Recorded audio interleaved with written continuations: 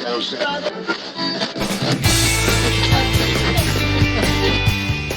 time to shake and wake up the world with the best biblical talk shows from all over the world gathered in one place.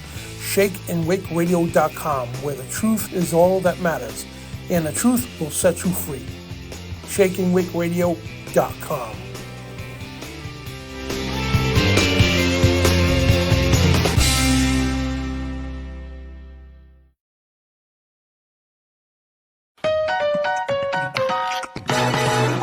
FOJC Radio, David and Donna Carrico, the dynamic duo of followers of Jesus Christ. Nah, we're just regular people. We're just loving and serving the Lord, and we challenge you to love and serve the Lord and learn all that you can about Him.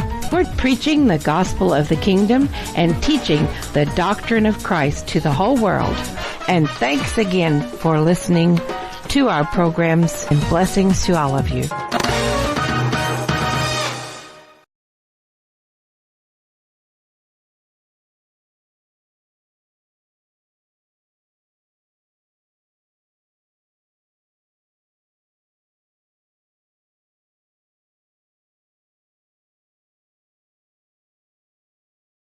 Come watch the Midnight Ride live in person at SpiracyCon, August 22nd to 23rd in Cave City, Kentucky. Join us for mind-blowing revelations. Sign up for our newsletter to be the first notified when tickets go on sale and get 10% off your first purchase. Link is in the description.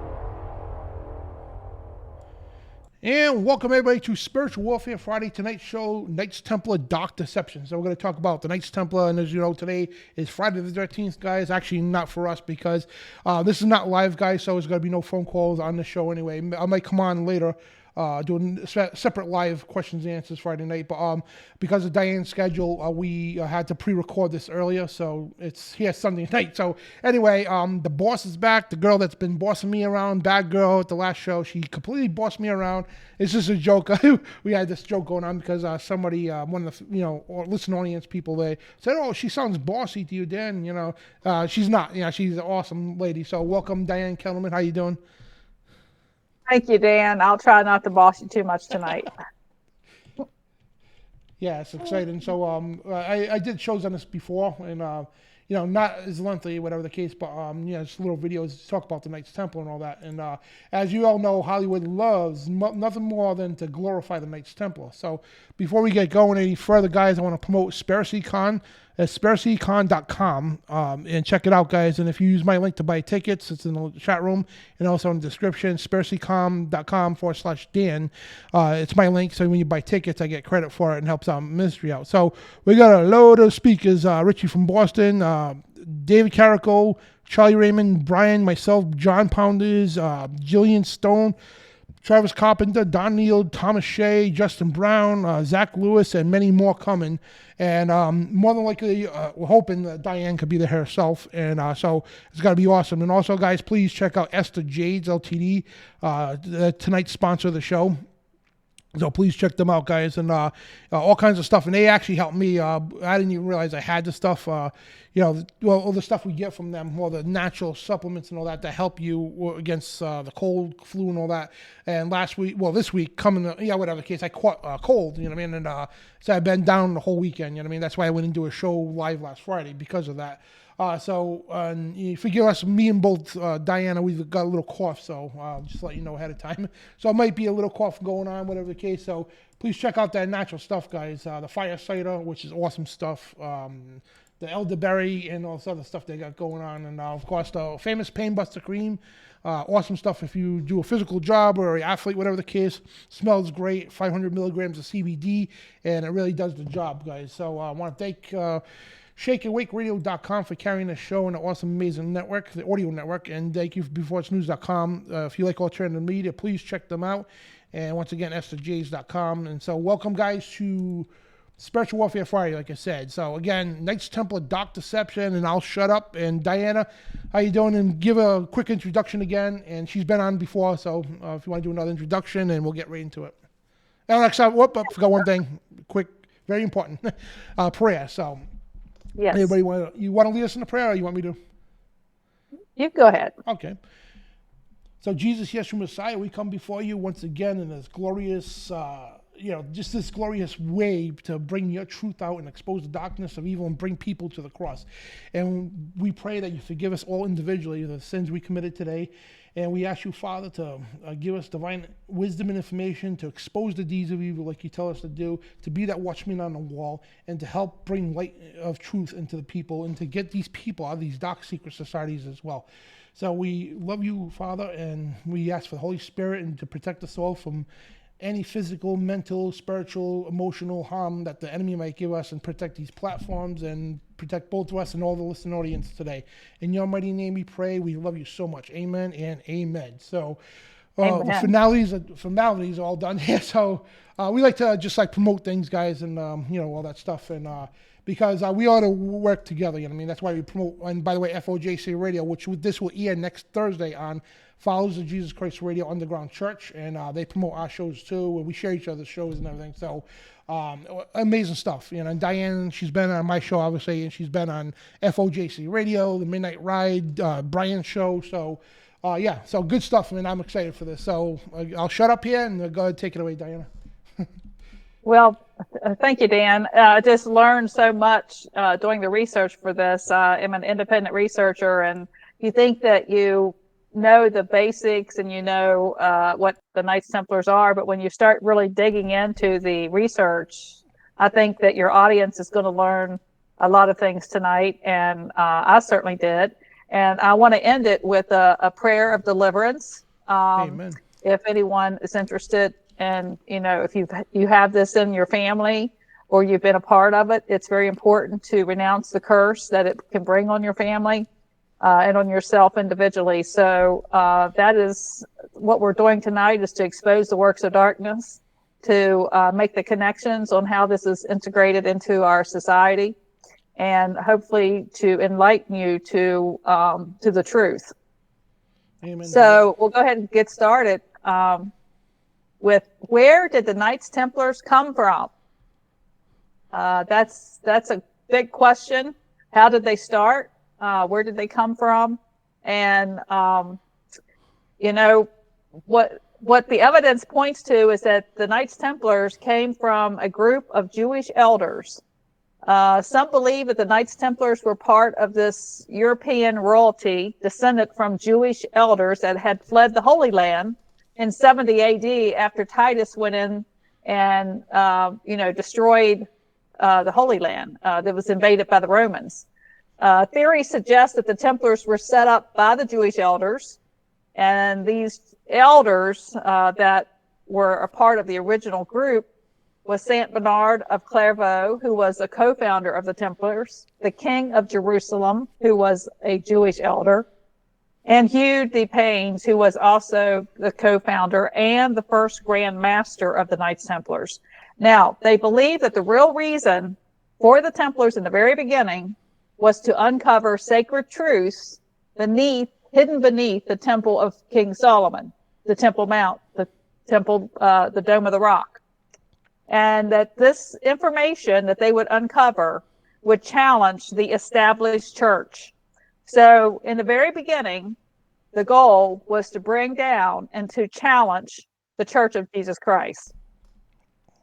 So the Jewish elders left Jerusalem after the destruction of the Second Temple in 70 AD, and that's when the Romans came in and destroyed it. But before leaving Jerusalem, the elders had hidden their temple treasures, the Dead Sea, some of the Dead Sea Scrolls that they had already found, and Kabbalism, Jewish mysticism, black magic scrolls. And they hid these in strategic regions of the Holy Land so that the Roman invader Titus wouldn't plunder them as they took things out of the temple and took it back to the Vatican, which they say is still at the Vatican now. So the Jewish elders then fled to Europe, to the France area.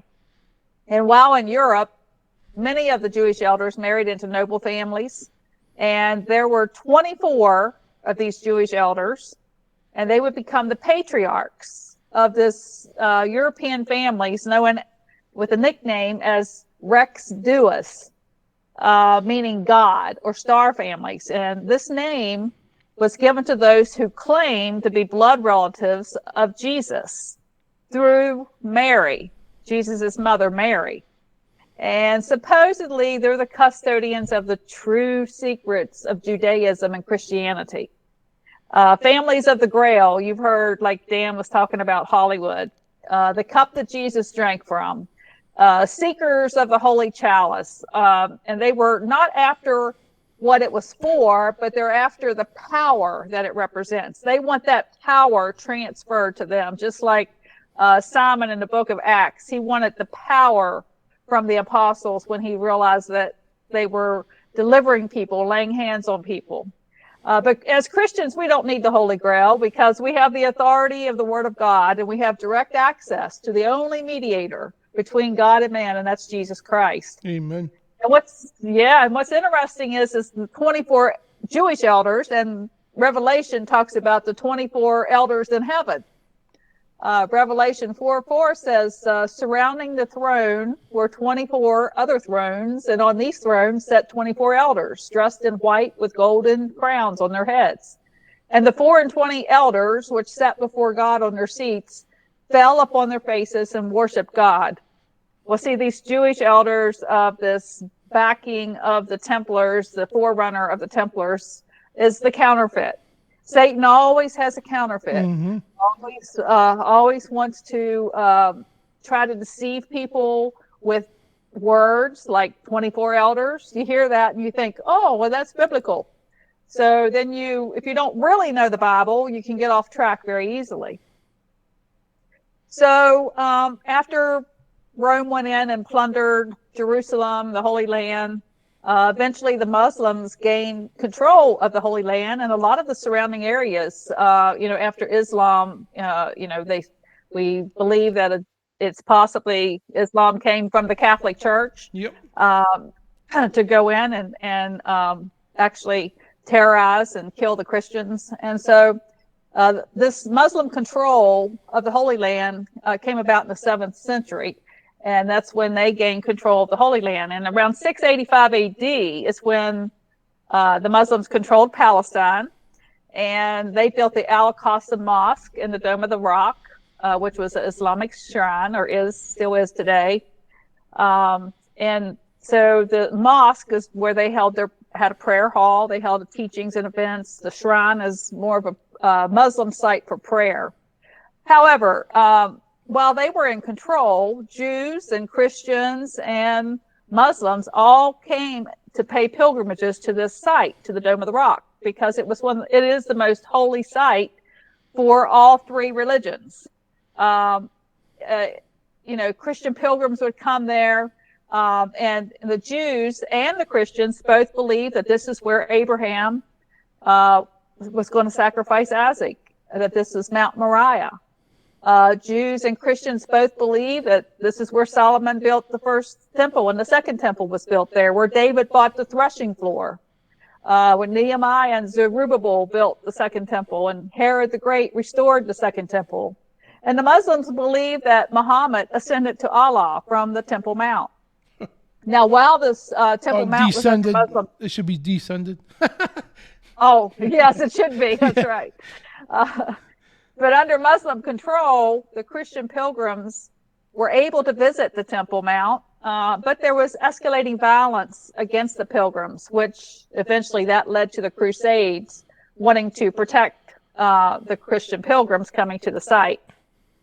Now, in Freemasonry, rebuilding Solomon's temple, the third temple, which is not biblical, is the primary aim of Freemasonry, because Freemasonry wants to build the New World Order, and the only way the New World Order can come into effect is if that temple, the third temple, is built, which is not biblical. It's a redo of the Old Testament, and they have to have this third temple in order to have the Sanhedrin. So the Sanhedrin is where they will enforce all laws globally, they believe. I'm not sure God's going to allow all that to happen. But out of all the objects that constitute the Masonic science of symbolism, the most important, the most cherished by the Mason, by far the most significant, is the Temple of Jerusalem and getting that rebuilt. So I have a picture here of the Freemasonry circle in Eilat, Israel. And this is where they call the cradle of Freemasonry. And probably about a football field from this circle of Freemasonry is where a gate fell on my head 2 years ago. And I got a concussion when I was there researching. And when I didn't even know that this circle of Freemasonry was there. But when I was taken out for medical attention, there it was. Right there it was. It happened at the circle of Freemasonry.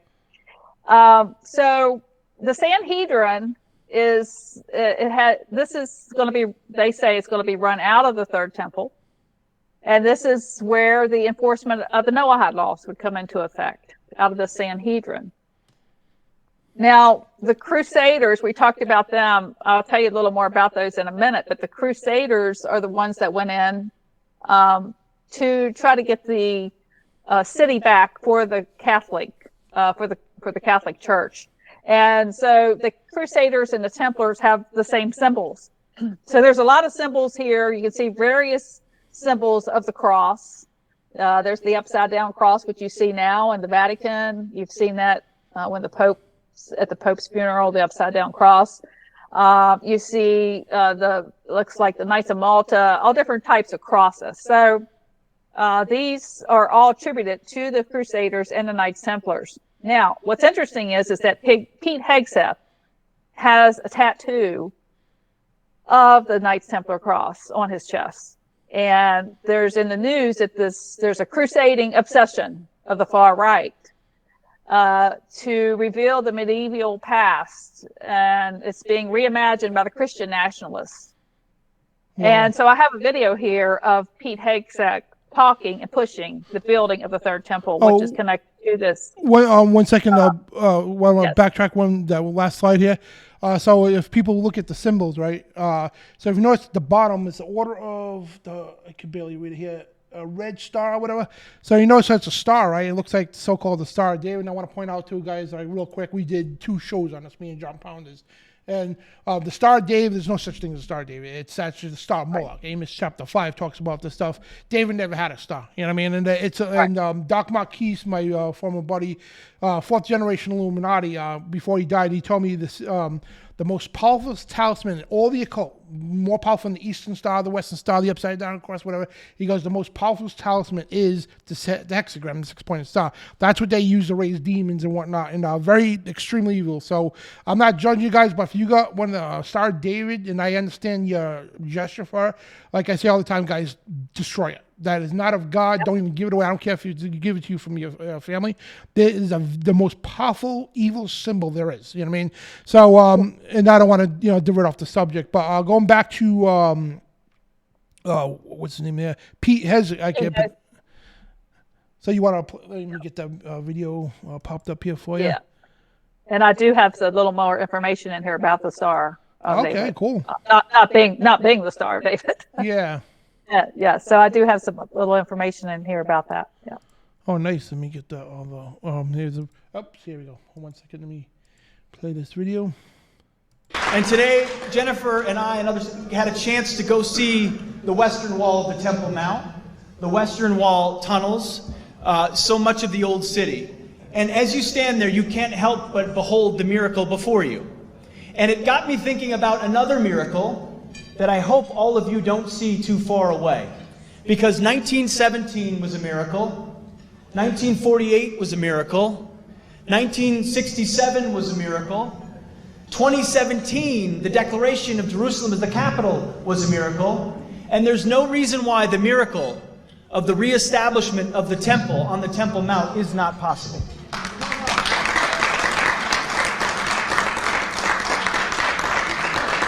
I don't know how it would happen. You don't know how it would happen, but I know that it could happen.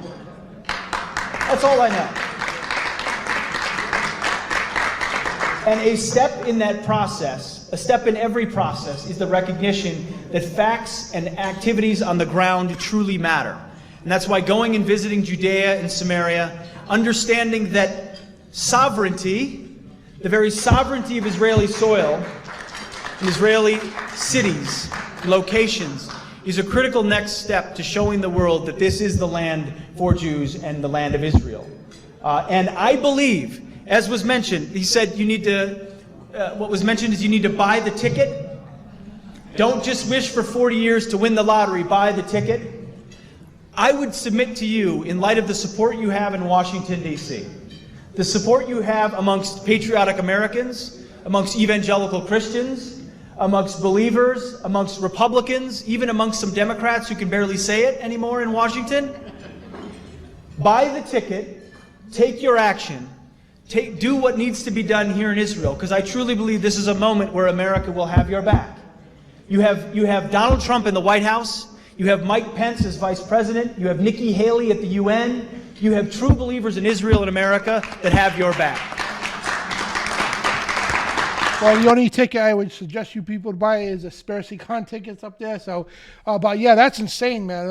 This is a defense secretary. I'm sorry. Why are we talking about Israel, man? Like, why are we not talk about this history of this country, what this country's supposed to be, a constitutional republic and everything else? But we're sitting there wasting our tax dollars to send people over to Israel for what? You know what I mean?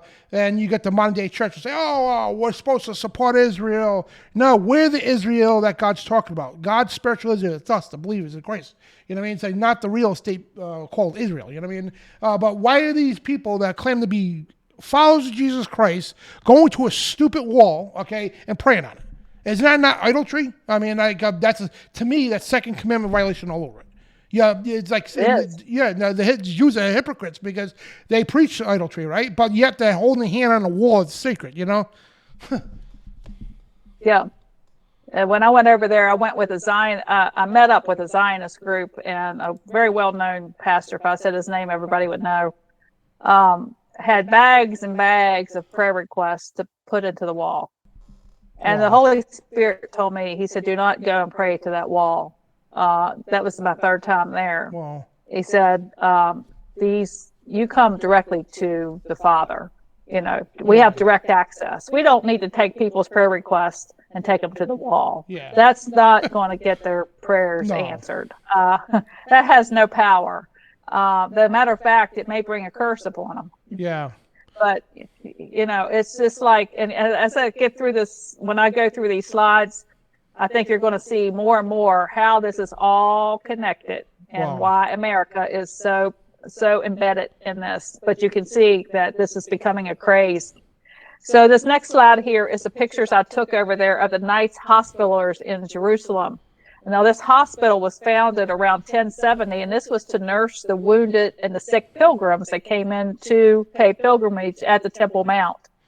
It could accommodate 2,000 patients, and they did take in the poor and the rich, and it was a luxurious place. Everybody had a separate feather bed, and they had lavish meals.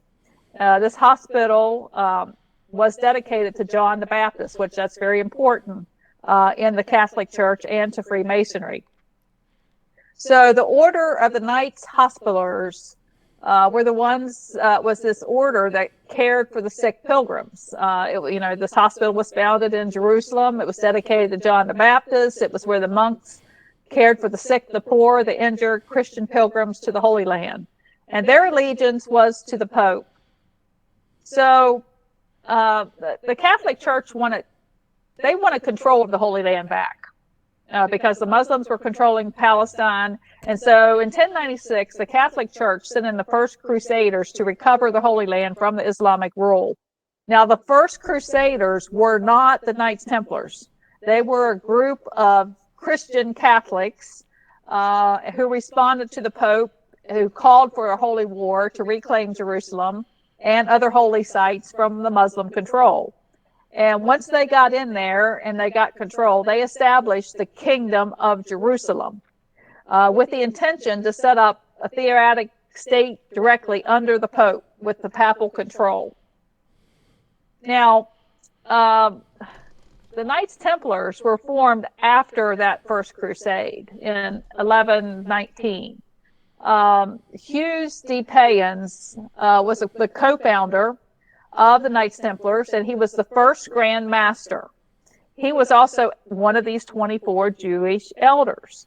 Okay, he was a French nobleman from Champagne, France, and he realized that the pilgrims traveling to visit the holy places were facing dangers, and they needed somebody to protect them. Because this year, the 1119, there were already 300 pilgrims that were murdered, and 60 had been taken into slavery. So in order to protect the pilgrims, he gathered 8 of his knighted relatives, and most of them were Jewish elders as well, and they began the order, and they called themselves the Poor Fellow Soldiers of Christ and of the Temple of Solomon. Now, most of the founders were mystics because they were part of this Jewish elders group. And some of them were from the Order of the Notre Dame Zion, the Priory of Zion. We're going to talk about that a little bit. So there were 9 founding fathers of the Knights Templars. The 9 admitted nobody to their group for 9 years. They were the 9 for 9 years. So there's little written or recorded about the order in those first 9 years. There's no record of them protecting anybody, any pilgrims, in those 9 years. How could 9 men fulfill such an immense task? I mean, you had 300 people murdered. How can 9 men take on that task? That was just 1 year. 9 men to protect the Holy Land and all of the pilgrims coming in.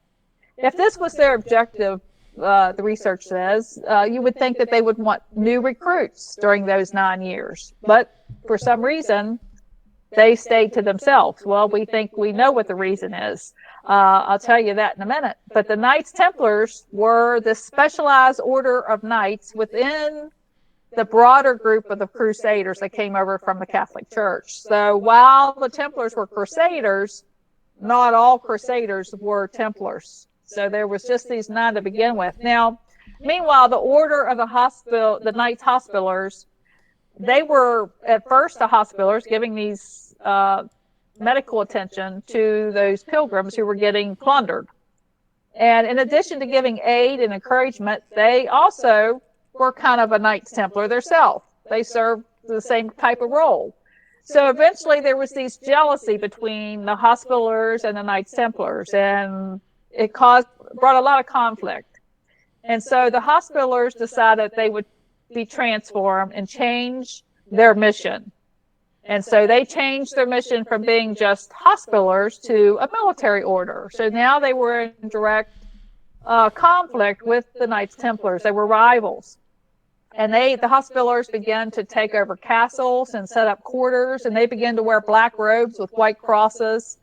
And they appeared as rivals to the Templars. And so in the participation of the major battles, they noted that as the Knights Templars did after the 9 years take in more members, that there was just as many members in the Knights Templars as they were in the Hospitallers. And so they were equal. They equaled the Knights Templars in their fighting abilities and their casualties that they suffered. So the Knights Templars went through several name changes. I'm sorry, the Knights Hospitallers went through several name changes. They were the Knights Hospitallers, and then when they became a military group in 1118, the same year of the Knights Templars, they became the Knights of St. John of Jerusalem. And that's when they changed to the military order. They became the Knights of Rhodes. You may have heard about the Rhodes Scholarship, maybe in colleges and high schools. Yep. The Rhodes Scholarship is part of this connection. They became then the Knights of Malta, and they had complete control of the island of Malta, and their Grand Master resided in Rome. Sorry to cut you off. Comment real quick with the Rhodes Scholarship.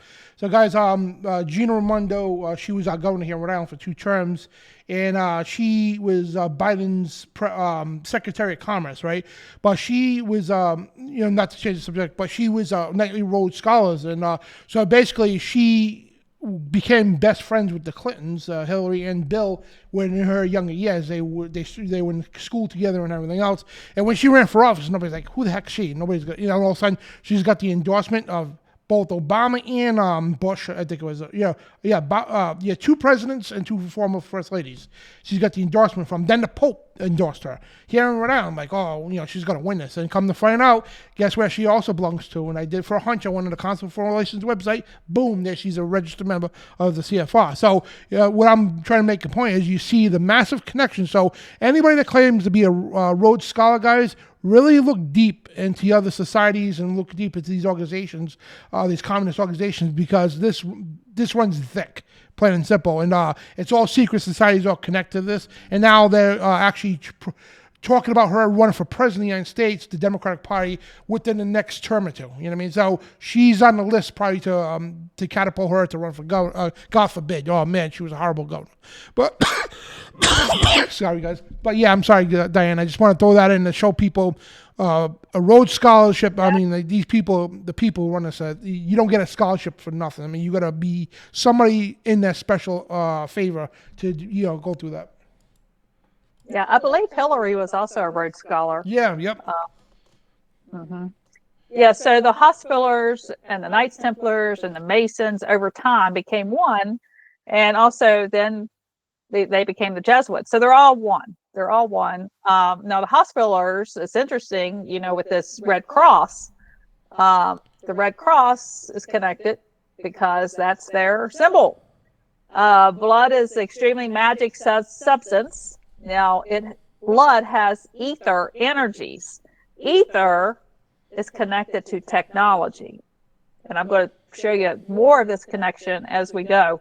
But they need your blood for a reason. Mm-hmm. There's a magic reason. And that's why you see the American Red Cross or the Red Cross set up at all of these wars, all these places. It's a place to get a connection to the bloodline.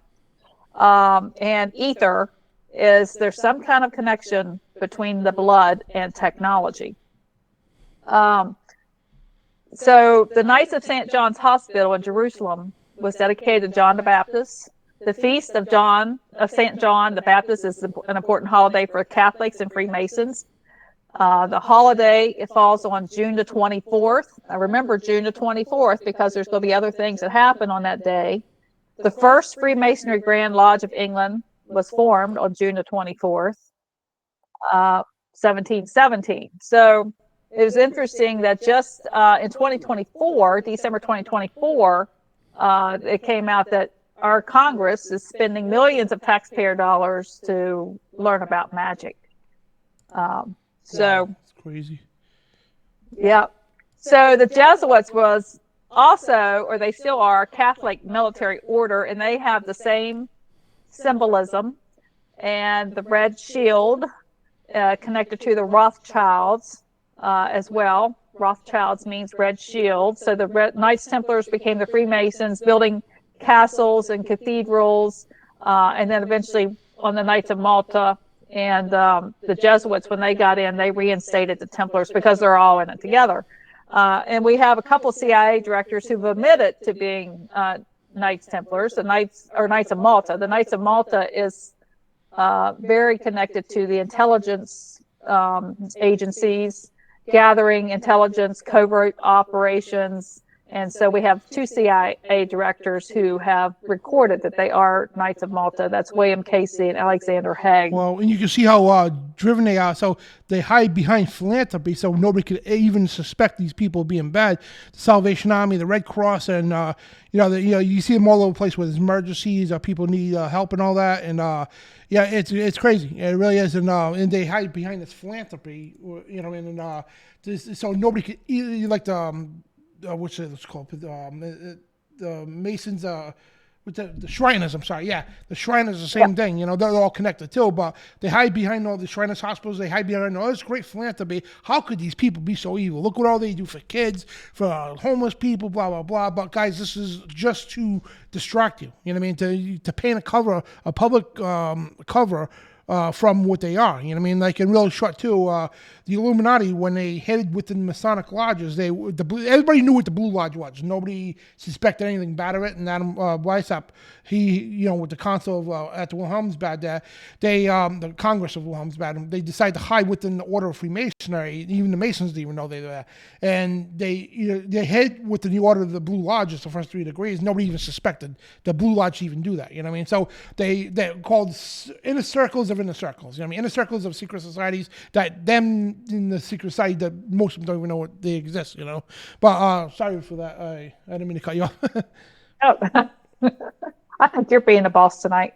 Yeah, I'm the boss now. Yeah, that was funny. She's being bossy. Yeah, God bless you whoever said that. But yeah, she's not a bossy woman. Yeah, she's actually telling me what to do if you want to know what's going on, because I have her slides on my end, so she's telling me to go to the next or whatever. So I'm the one controlling them. She's directing me. So yeah, she's all good, Diana. Yeah. Well, you're talking about the Red Cross, I think about people that have their little pins that say, I donated 10 gallons or whatever. Oh, yeah. They have their little gallon pins, It's like, well, you don't really know where that went. What did they do with it? So I can guarantee it's used for something, a lot of it. I'm sure some of it's used, just like some of the children actually do get help, but it's just enough to get people in to give more. Yep. So there's really like 3 commanderies behind all of this: the Order of the Red Cross to take care of the hospitals, to take care of medical. There's the Order of Malta, that's the military, and then there's the Order of the Temple to take care of deceiving the religions. Okay, so they want to be deceptive, and what they're doing this for Christ. They're doing this for Jesus Christ, and they need to have this military, which Jesus said, if I was of your kingdom, I would fight. So he didn't fight. And then they need the Red Cross so they can take care of you in the hospital and take care of your health. It's kind of like the FDA, where we give you the food, then we give you the drugs. Take care of the bad food. So in 1099, the Catholics controlled Palestine. They got it back. So the Dome of the Rock was turned into a church by the Catholic sect. A Catholic church hierarchy was established. They even took over the church over in Syria, where St. Peter had instituted Antioch, where the Christians were first called Christians in Antioch. They took that church over. The Al-Aqsa prayer hall became a royal palace for a while, and for much of the 12th century, it was the headquarters of the Knights Templar. So the Dome of the Rock became a Catholic church, a Christian site, and the Al-Aqsa prayer hall became the headquarters of the Knights Templar. Now, there was some evidence that the Templars had been doing some excavating under the Dome of the Rock, under the Temple of Solomon. Now, they have tunnels underneath of there, and I've been through a lot of those tunnels. And in 1894, some British Royal Engineers were under there digging, and they found evidence that the Templars had already been there. They found a Templar cross, parts of a sword, and a lance, and those items are on display in Scotland. So the Templars were digging under the temple. And so what's hidden under the temple? Well, there's several accounts, and they say that the Templars found a wealth of text and hidden knowledge from Moses and Solomon underneath the temple. And they say that they actually found King Solomon's wealth, his diamonds, his gems, his gold and silver, and that they have transported that to the temple in Paris. Now, here you go about the technology with the ether. They believe that they found technology secrets that were used prior to Noah's flood underneath of the temple, the Dome of the Rock, and that those secrets on technology were passed down through secret societies, the Rosicrucians and the Knights Templar. So who are the Rosicrucians? The Rosicrucians are a secret brotherhood of alchemists. They specialize in mystic art, the rose and the cross. And the rose and the cross, the rosy cross, actually originated with the Knights Templars when they were building their castles and cathedrals with the stained glass in order to use color flowing through different times of day to affect your mind. So that when you go into these cathedrals and you have the stained glass windows and the different shapes and the way the light shines at certain times of the day, it would affect your mind. And so this is connected to the mystic art with the Rosicrucians. They were hoping to transform the arts and the sciences and the religion and politics and through intellectual means. So this is also carried down through Freemasonry. There is the 18th degree in Freemasonry of the Scottish Rite, and that degree is entitled the Knight or the Sovereign Prince of the Rose Cruse. So this is the symbol, the rose and the cross, and how that's transferred down. And it's transferred over to their cathedrals. The Cathedral of Our Lady of Chartres in France is the largest Gothic cathedral in the world, and it was built by the Templars. They believe that the Gothic design came from under the temple of the Dome of the Rock from King Solomon's temple. They believe they found documents teaching them how to do this geomancy to control your mind when you walk into the temple. So you'll see on a lot of these Gothic temples, the mystic art, that rose, the rose design, is usually on most of the temples, and that's a sign that it's part of the Templars. Now, there's Knights Templars graves in the Temple Church in London. They're buried right there in the church. I guess in a cast type, some kind of a cast type tomb that you can see those. But anyway, the first king of Jerusalem. Now it's in the Catholic domain. And so they crowned the first king of Jerusalem, Baldwin I. Now, Baldwin I was a Merovingian, and we're going to talk about what a Merovingian is. He was also a Catholic and a Crusader. He was in the first crusade that actually took the Holy Land back from the Muslims. Merovingian is regarded as a priest and a king. So we know in the Bible that we are the royal priesthood. And, so there again, they're stealing the priest and the king from Jesus Christ. He was the priest and the king, and we are joint heirs with him. And they say that this priest king of the Merovingians are only for like the ancient Egyptian pharaohs, like those who are gods. So he was thought of as a god. And they believe they were the living embodiment in the incarnation of God's grace. That is, this status is usually reserved exclusively for Jesus. So the first king here, King Baldwin, he was buried in the Church of the Holy Sepulchre. Now, I did not know that. That's where they say Joseph Arimathea's tomb is, and they say Jesus is buried in there. That's where Golgotha is, supposedly. So the Church of the Holy Sepulchre was built by Constantine, and that is where the first king of Jerusalem is buried. And I've been in there 3 times. I did not know he was buried in there. The Merovingian dynasty goes back to the 13th satanic bloodline. And so of course, they believe that they are of the blood of Jesus, but they also believe they are the blood of Satan. Their rituals emphasize Satan, and they're the ones that founded the Knights Templars. They created the skull and bones symbol, which is an early Masonic symbol. The first Grand Master, remember Templar Hugh, he was a Jewish elder. He is from this family. And so they also claim George Bush, George Washington, Sinclair family, the Rothschilds, and most of the American political leaders are related to this group. Oh, yeah. I think a 12-year-old girl did that study to show how most of the presidents were somehow related to Queen Elizabeth or whatever the case, from that same bloodline you're talking about. Yep, they were all related. I think only one wasn't. I forget who it was. Yeah. But I remember that chart she had. That was amazing. But they also believe that they're from extraterrestrial descent. And so they're not even completely human, I guess. So the Kingdom of Jerusalem came under this papal control and under the Crusader military order.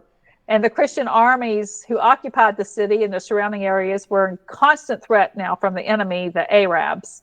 And the church was very grateful for the services of the Knights Templars. And they evolved to propagating or defending the faith and guaranteeing access to the Holy Land. They were letting the pilgrims know, you come down to see come make your pilgrimage to the Holy Land, and the Knights Templars will protect you and take care of you. And so they were mixing religion and politics at that time. And so they had military actions that they took against the Islamic forces that were suppressing the pilgrims from coming into the land. So these poor fellow soldiers of Christ and of the Temple of Solomon, which is what they were calling themselves early in the beginning, were these 9 knights, the very founders, the first 9, they approached King Baldwin of Jerusalem and they said, let us set up this our headquarters in the Temple Mount. And so they were allowed to stay there. And due to the prestiges of their location, they incorporated it and they turned it into the name of their order. So they became the Poor Fellow Soldiers of Christ and of the Temple of Solomon. But they eventually just shortened it to Knights Templar because that was just too long to keep on saying.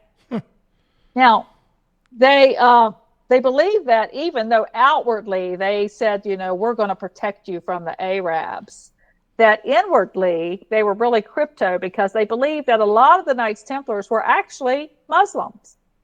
They believed they were linked to the Muslim world, and because they commanded such a respect, the highest respect of anyone, they rendered from the Arabs. So it was suspected that many of the leading Knights Templars were actually concealed Muslims and Jews because they spoke Hebrew as their working language. So there were some things hints that said, we're really all just one. And we know that the Jesuits are crypto Jews. Mm-hmm. They are Catholic on the front and Jews on the inside. Mm-hmm. So that makes sense. So they gained this monopoly on the world system through their sustained contact with the Islamic world and the Judaic culture. They became a clearinghouse for new ideas and new dimensions of knowledge and new sciences. And they had the monopoly on the best and the most advanced technology of their age. The armor bearers, the leather workers, the stonemasons, the military architects, the engineers. They contributed to the development of surveys and map making and road building and navigation. And they possessed their own seaports and had their own fleet of ships. They had a commercial line and a military line of ships. And they were among the first people to use the magnetic compass. And as soldiers, the Templars needed to treat wounds and their illnesses. So they were very adept at the use of drugs. And it's believed, because they had their own hospitals, their own physicians, their own surgeons, that through the study of mold extracts, that they are the first people to invent the antibiotic. So here you go. I was telling you about the Food and Drug Administration. That the drugs are connected back to the Knights Templar, the very first drug use. And so, additionally, the Bible calls it pharmakia. What's that? The Bible talks in Revelation about pharmakia. Yes. Mm-hmm. So the Templars also had another secret, is that they had secret connections to the Hashims, or the Assassins. This was a famous sect that was just like the Templars, only they were in Islam. And they were the first known group to practice assassination as a profession. And so the Knights Templars were connected to this Islamic group called the Assassins. And so the Assassins paid them tribute to the temple. And they were rumored that they were actually employed by the temple. So here we go. This connection of they're all in it together. So most of the early members of the secret society of the Assassins were Shiite Muslims, and they were located mainly in Syria and Persia, which is Iran. And they specialized in lone missions to kill, and sometimes under the influence of drugs. So see, they needed that drug exchange, the drugs that were being developed by the Templars to use for killings. And they would put put poison on daggers and shoot daggers with the poison on them, or they would just poison people. So poison was what they were using with the drugs. Now, this Priority Order of Zion, these are the 24 Jewish elders. That was the shadow, of the Knights Templars. Now, it's interesting that the same person was the Grand Master for the Priority Order of Zion, was also the Grand Master for the Knights Templars. So the same person headed up both organizations. The Knights Templars were focusing more on the military front. That's what their front was. They were focusing on the military. And the Prior Order of Zion was focusing on keeping the treasure and the knowledge, making sure that those secrets did not get out past this organization. And you can see there where the Star of David was their symbol of the 24 Jewish elders. Now, this is way before 1948. Okay, so now the headmaster's name was Blanchford, and we're going to hear that name again. Blanchford was the headmaster of both of these organizations. Now, one of the Knights Templars, one of the military orders, was called the Teutonic Knights. And an offshoot of the Teutonic Knights is what formed the nucleus of the Nazi Party. So you can see how connected this continues to go. Yeah. Now, the protocols of the Elders of Zion had 24 protocols in it representing the 24 Jewish elders. This document claims to be the minutes of the secret meetings that were held by these leaders, and that it outlines the plans to control the world with the New World Order in it from that very beginning. Now, the most famous elder of Zion is Nostradamus. Nostradamus was a Jewish astrologer. He was an agent for international ambassadors, and he was an active member of this Priory of Zion. And as a court astrologer, he was initiated into all kinds of secrets. And many of his prophecies were actually cryptic messages, codes and plans and timetables and instructions for action for secret societies. And in 1557, he became the Grand Master of the order. I remember listening to Art Bell back in the 80s talking about Nostradamus. And always wanting to hear what's Nostradamus say about this and that. Yeah, and really, he's giving out secret plans. Yeah, no, the divination he did do is like a technique called scrying. It's basically when you stare into a shiny object or a bowl of water. And today they use crystal balls, and they just stare until they start seeing visions and all that. And this in Exodus 20 talks about this. It's strictly forbidden the use of this divination because you're playing with spiritual powers that are evil, plain and simple. And this is what they did. These are all cultists who claim to be Christians and everything else too, whatever. This is who they are. Yep. Now this next picture. My last trip in Jerusalem in 23, I asked the tour guide to show me where King Solomon's Masonic Lodge was. Well, we were eating on top of this roof. We were eating lunch up here, and he pointed out, he said, this is the Christian section. Right there's King Solomon's Masonic Lodge. Well, okay, I forgot about that picture. It was 2 years ago. So as I was researching, and I found out that the Order of Zion, the building that I was looking at the pictures where the Order of Zion was, and I'm like, I know where that is. I think I have that picture. Well, I had taken this picture, and here it has 4 different major things connected to the Knights Templar. It has the Notre Dame, Mount of Zion, where the Order of Zion, the Jewish elders met. It has the King Solomon's Masonic Lodge, the Knights Hospitallers, and the Temple Mount right there in one line. Wow. And it's like you can stand on that restaurant ledge and you can see all 4 of those right there. Wow, that's crazy. It's crazy. And the crazy that I had that picture and didn't even know what I took, Wow. So the Order of Zion, there's 24 Jewish elders. Remember, they were founded by a descendant of the Merovingian bloodline, which is the satanic / Jesus / extraterrestrial, whatever bloodline. So originally, all Grand Masters of the Knights Templars were Cathars. Now, Blanchard, remember Blanchard? Yep. He was the Grand Master of both the Templars and Zion. He was a Cathar. So a Cathar means that they were connected to the Gnostic beliefs. Gnosticism is believing in the mystical knowledge, the Kabbalah, basically. They believe in 2 creator deities. The first creator, the good God of faith and spiritual realm, is contained in the New Testament. And the second God was the evil god Satan in the Old Testament, who created the physical universe. And the deity of the Old Testament is called Rex Mundi, the king of the world. And that is the God of Judaism. That is why you cannot be a Judeo-Christian.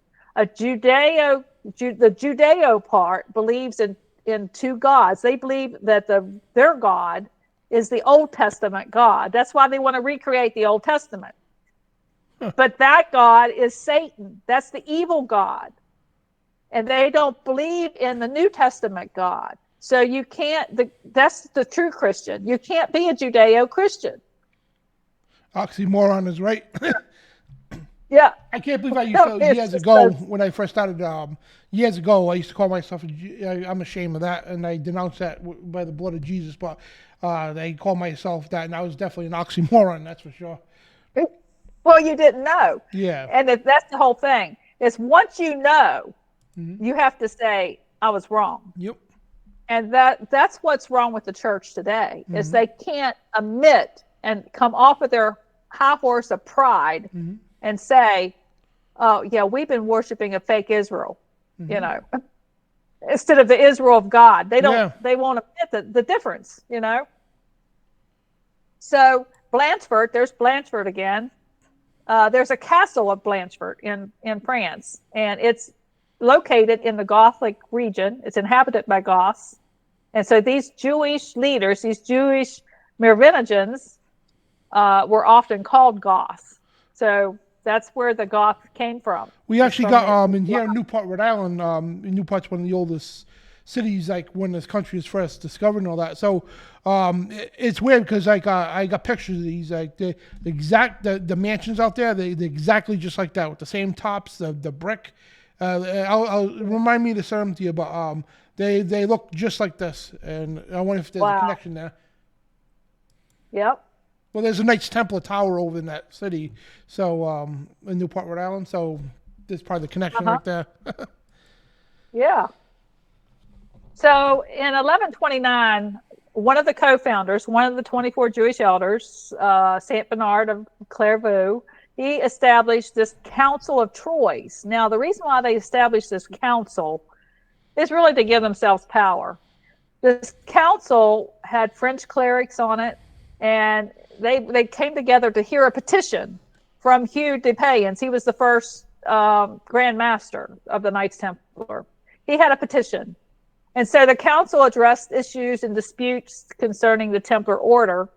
And the Templars rose to prominence after they were officially sanctioned by this Council of Troyes and by the church through the Council of Troyes. And so with the sanction of the church, the Knights Templar started requiring collections and donations of money, requiring it in order to join.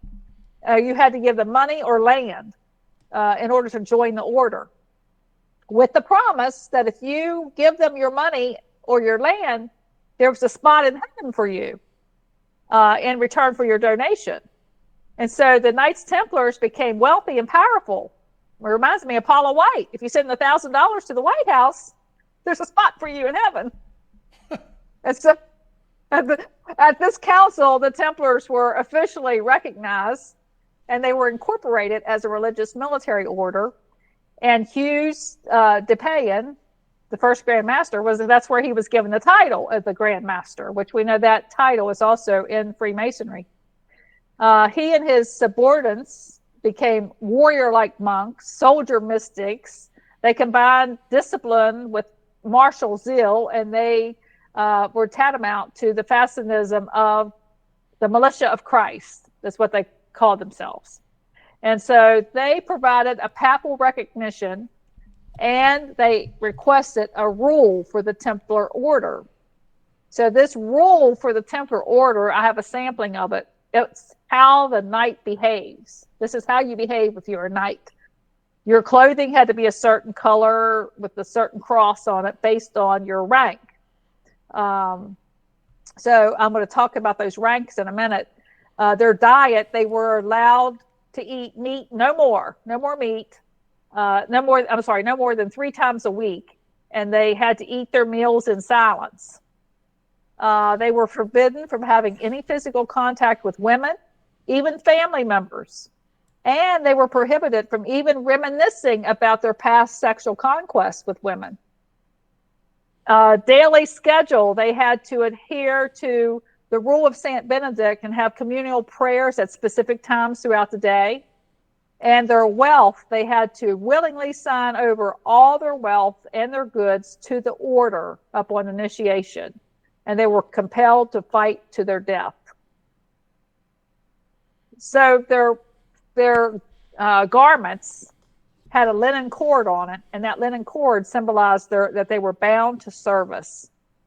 And the Knights Templar banner was divided by black and white, meaning peace to friends and destruction to foes. And of course, they had the red cross. And the black and white symbolizes Freemasonry. So you can see that many places, that symbol. Duality, equality as below, as above, so below. Yep. So the order rules. Within a mere 12 months of the Council of Troyes, the order held substantial estates in France, England, Scotland, Flanders, Spain, and Portugal. And within a decade, it held territory in Italy, Austria, Germany, Hungary, the Holy Land, and other points east.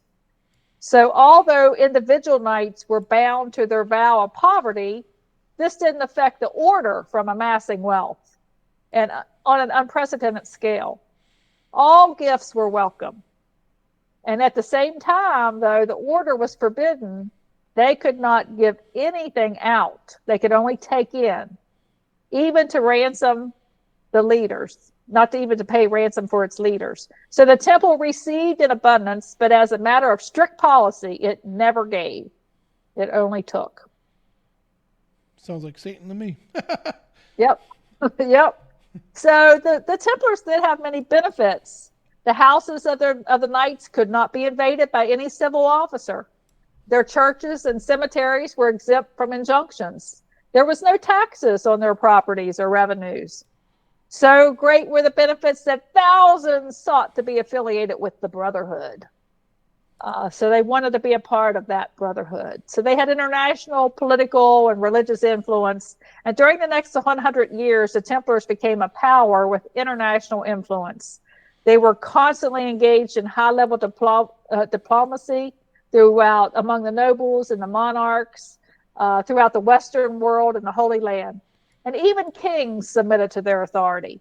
In England, for example, the master of the temple was regularly called to the king's parliament, and he was regarded as head of all religious orders, taking precedence over all priors and abbots in the land. So those who qualified as knights were a very small proportion of the actual order. So I have here the different roles that they played. They had sergeants. First was sergeants, and those were the ones in infantry. They had a different type of garb for each one of these.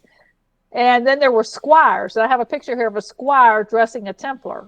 The squires were the personal servants of the knights. Each knight had a squire to care for his horses and his armor. So they were the servants. Then they had these serving brothers. The serving brothers were the cooks, the blacksmiths, the support staff, any other jobs they needed done. And so by the middle of the 12th century, the largest Templar garrisons in the kingdom consisted of maybe 50 to 60 knights with 400 to 500 other members to serve them. Now I got a question. So I don't know how to word this the cleanest way.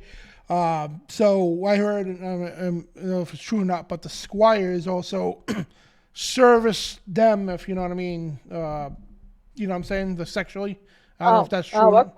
I didn't know that. I heard that they were, the Knights Templar were a bunch of homosexuals. Yes. Yep. Makes sense. Yeah. Same thing with the Muslims. The servants, like like when Muhammad was coming up, they had little servant boys. I mean, were servant boys in many ways, if you know what I mean. And I remember David Carrico talking about this too. Like the Knights Templar were homosexuals, and of course they were restricted from women, and with the stuff they did. I mean, I don't want to mention right now; it's just disgusting. But you all get the point out there. Yep. So they were sovereign rulers. A Grand Master was set over England, Germany, France, Italy, and all the states of Christendom. This kind of sounds like the hierarchy of demons, right? Yeah. Now, the Grand Master of Jerusalem was the head of the entire brotherhood. So does that give you an idea of why the Holy Land now is so powerful? The Grand Master of Jerusalem is the head of the entire brotherhood. Wow. Knights Templar came to be one of the most powerful organizations in the world. And the Pope was regarded as supreme in spiritual matters, but the Grand Master has the most power. So I would assume that's still true today. And I think that's why that state of Israel is so powerful. So they were recognized by the papal bull in 1139, and within a decade, the Templars' fame spread to Europe.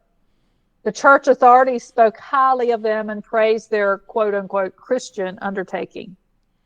And by 1128, a tract lauding their virtue and qualities was issued by Saint Bernard of Clairvaux, who, remember, was a co-founder, one of the Jewish elders. And his tract was called In Praise of the New Kingdom. And it declared that the Templars to be the epitome and the apotheosis of Christian values. And in 1139, they were appointed to answer only to the Pope. They became a law unto themselves, an international empire. And really, when you think about it, 1139, that's still not, this is when this came about. So I believe it's still in working order myself. So the wealth in the banking, by 1150, the Templars owned more than 40 castles and temples in Europe. And it's estimated that eventually the Templars possessed 9,000 estates, 9,000 in England and France. They were immensely rich, but at the cost of needing to station large numbers of their members to take care of their wealth. So they needed even more people to take care of everything they had. And because they sent a large amount of their income east to the Kingdom of Jerusalem, they became experts in storing and moving wealth. And soon they figured out a way that they could get even more money by lending money with interest rates from 33 to 50% a year. And so the Templars became the central financial institution of Europe. They created and they established the institution of modern banking. They became more financially powerful than the national government. And by lending vast sums to destitute monarchs, they became the bankers for every throne in Europe and for certain Muslim leaders as well. They organized the transfer and efficient transfer of money. Their merchant traders became increasingly dependent upon them. And so they would deposit money in one city and they could draw it out in another city through promissory notes. The Templars became the priority money changers of the age, and the Paris Temple became the center of European finance. And it's very probable that the check as we know it today was invented by that order. Of course, we know they say, President Trump says that the check is going to be gone September the 30th. So the soldiers of the temple. You said the paper checks? Paper checks? Paper checks. No paper checks from the government after September 30th. Wow. Yeah.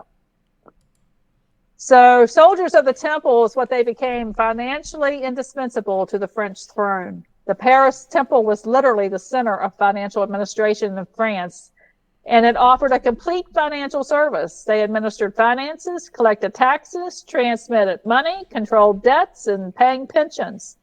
And the Templars became expert accountants, judicious administrators, and pioneers in the development of credit and its instruments, which was destined to revolutionize the methods of commerce and finance. And it looks like with the digital AI, we are now going through another revolution. So the Templar House in London has been characterized as the medieval precursor of the Bank of England. The Bank of England is owned by the Rothschilds, the Rothschild banking family of England, and they have close ties with the Vatican. That was founded in 1798, and in 1895, the Rothschilds banking family of England bailed out the United States government. And we know Proverbs 22:7 says, the rich ruleth over the poor, and the borrower is servant to the lender. And so I believe that we are under that authority of the Rothschilds, who are in control and connected back to the Merovingian, the 24 Jewish elders, and the Holy Land. Well, look, also the Federal Reserve, too. It's not even federal. It's from Europe. It's a offshore banking facility. That's right. And, And so King Balduin IV of Jerusalem, he betrayed an oath that had been made to one of the dead monarchs, and it caused a civil war in Palestine, a civil war between the Arabs and a lot of hostility between the Arabs and the Templars. And so the Templars lost their battle against the Arabs within 2 months from this betrayal. And by 1219, the Holy Land was back under Muslim control. But that didn't mean that the Templars were gone. It just meant that they no longer controlled the Holy Lands. It was back under Muslim control. They were still influential in England. English kings, including King John, often resided in religious homes of the Templars' religious homes. And the Grand Master of the Templars stood right by the monarch's side at the signing of the Magna Carta. This Magna Carta document laid the foundation for individual rights and the rule of law in Anglo-American jurisprudence. Now you can see there the red cross on it. That document influenced numerous legal documents in the United States, including the Declaration of Independence, the Constitution, and the Bill of Rights, which goes back to the direct influence of the Templars. Now, they had lost their control in Jerusalem, so for 4 years, they moved their control over to Syria. And so the chief seat of the Templars was transferred to Antioch, where the Christians were first called Christians, with St. Peter in the capital of Syria, in Antioch. And Antioch had been under Christian rule since 1098, since the First Crusade. And that was where the early saints and martyrs performed miracles and were persecuted. And after that, they moved their headquarters just above Jerusalem to a town called Acre, which had been a city in the tribe of Asher. It was Acre. And after that, they moved it over to Caesarea. Now, these are pictures I took in Caesarea. Caesarea built by Herod the Great, dedicated to Caesar. And now it's inhabited and owned and run by the Rothschilds. Wow. It's amazing how everything's all connected. You know, like as you're talking, I'm like, things coming up my head that's instituted here in the United States of America, and political powers and all that, and banking especially, with the Rothschild and the. If you ever read the book Creature on Jekyll Island, and man, it's crazy when the Rothschilds instituted the Federal Reserve here to gain control of money, financial needs, and then they killed Lincoln because of that. You know, Lincoln didn't want a central bank, and and that's one of the big reasons why they knocked him off, and it's crazy. Yeah, and that force is still in power. Yep. So the fall of the Knights happened in Acre when they moved their headquarters to Acre in 1291. Acre was a wealthy cosmopolitan city in 1291, and the Muslims decided they were going to overthrow the Templars, and so they were crusaders there, and they took over the Templars and took over Acre, and the Muslim crusaders had grown in volunteers, and they were fired by the spirit of jihad, and they came to drive the Merovingians, who are also known as the Franks, back into the sea. So they took over Acre and drove them out completely, and they moved their headquarters into Cyprus. And so in 1291, the headquarters of the Knights Templar was moved from Jerusalem, from Acre, over to the Colossi Castle in Cyprus. Now, this castle had ley lines in the basement, and they used the ley lines to spread and stabilize secret influence through the entire world.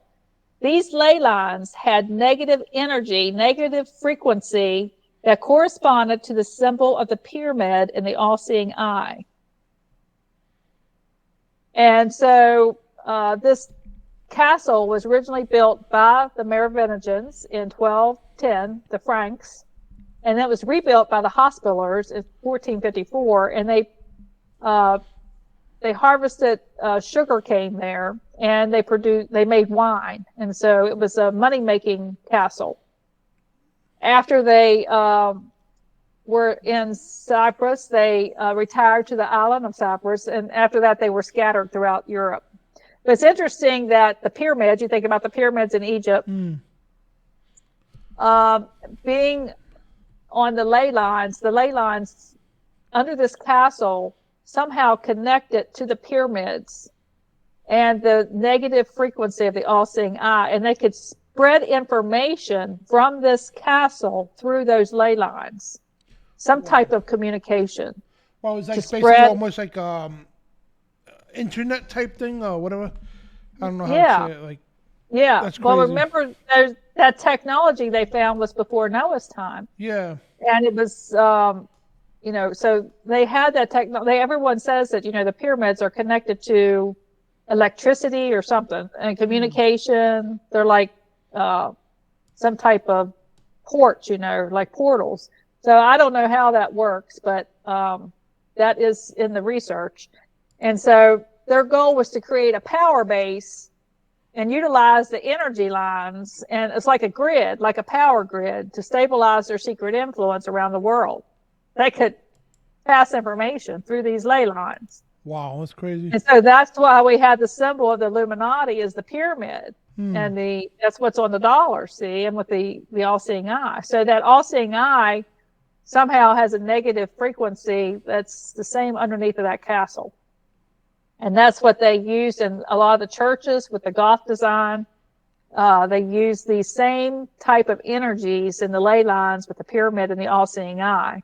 These are pictures I took in Rome in St. Paul's outside the wall of the Goth design that they used in those churches. So they had influence and connections on the world system. They had connections with the Islamic and the Judaic cultures, and they had absorbed a great many ideas that were against the Roman Catholic Church, the Roman Christianity. And they employed Arab secretaries, and they could speak fluently in Arabic. And they maintained this close rapport with the Jewish community and the financial interest and the scholarships from the 24 Jewish Elder Foundation. And through the influence of Cathars, they were exposed to the Gnosticism with the occult. And so the Templars became very involved with black magic. The Knights Templars, with their newfound wealth, they had learned from the Jewish Kabbalah that mysticism and dark powers was how they could really influence the world. And they had been overcome by their desire for wealth and power, and that led them to abandon their Christian founding and pursue black magic. And so when they were building the cathedrals, they would, in the domes of the cathedrals, there was an octagonal structure which came from the Templars, and that was based on the six-pointed seal of Solomon, the quote-unquote Star of David David never had a star, and the pyramid. And that became the occultic symbol they put in these domes in these churches. This hexagram is in the dome as well to bring black magic into the church. Wow. And the seal of the Knights Templars, the Dome of the Rock, the dome featured on the official seals of the is featured on the official seals of the orders of the Grand Masters. It became the architectural model for the round Templar churches across Europe. The rotunda. The rotunda is where that octagonal hexagram shape is built into that from the seal of Solomon. Now the symbolic bee, the bee, is the sacred Merovingian symbol. Now in 1653, there was this important Merovingian tomb that was found, the tomb of King Childeric I. He was one of the most famous and influential Merovingian rulers. And this tomb, they opened it, and it contained arms and treasure and regalia that you would expect to find in a royal tomb, but it also contained kingship, things that were less characteristic of a king, like they found things about magic and sorcery and divination. They found a severed horse's head, a bull's head made of gold, and a crystal ball. We're talking about that. So they also found in this tomb 300 miniature bees made of solid gold that had been placed in the king's cloak. So whenever you go into Cracker Barrel or somewhere and you see that lotion made out of the beehive lotion, there's one here. I just found this one on Amazon, the bee magic. The beehive is the symbol of industry, and it goes back to it's a sacred symbol of the Merovingian bloodline. Wow. I think when they were designing too, the Great Seal Committee, before they come up with the concept they have now, the Great Seal Committee, the early designs was actually a beehive instead of a pyramid. I bet so. Yeah, that makes sense. Yeah, so drew up the beehive, and the seal, I guess, because it relates to this, the pyramid and all that. So according to the story, I guess Thomas Jefferson, he got approached because they were building the White House at the time, so they stayed in tents and whatnot. And he was out for his nightly walk, and apparently some mysterious man in a cloak came up to him and said, "Hey, this is what you're looking for." And the Great Seal, the two symbols in the back of the dollar bill, and he's like, "Wow, this is what we're looking for." And then they used right away the eagle, which is actually phoenix, as a seal of the President of the United States. And then they hid the pyramid symbol for over 200 years until it was revealed in 1933 by FDR to put it on the back of the dollar bill to make the New World Order now a crown of success, So, but the early designs, like they did have a lot of beehives like this. And we covered that in our documentary. Me and David did a documentary on the Great Seal, which we played last week. Okay. Well, that makes sense. Yeah. It's weird how all this connects to everything. Tell you. It all connects. Yeah. So in 1204, King John, all these kings and nobles were investing with the Templars. King John placed his crown jewels in the vault of the London Templars.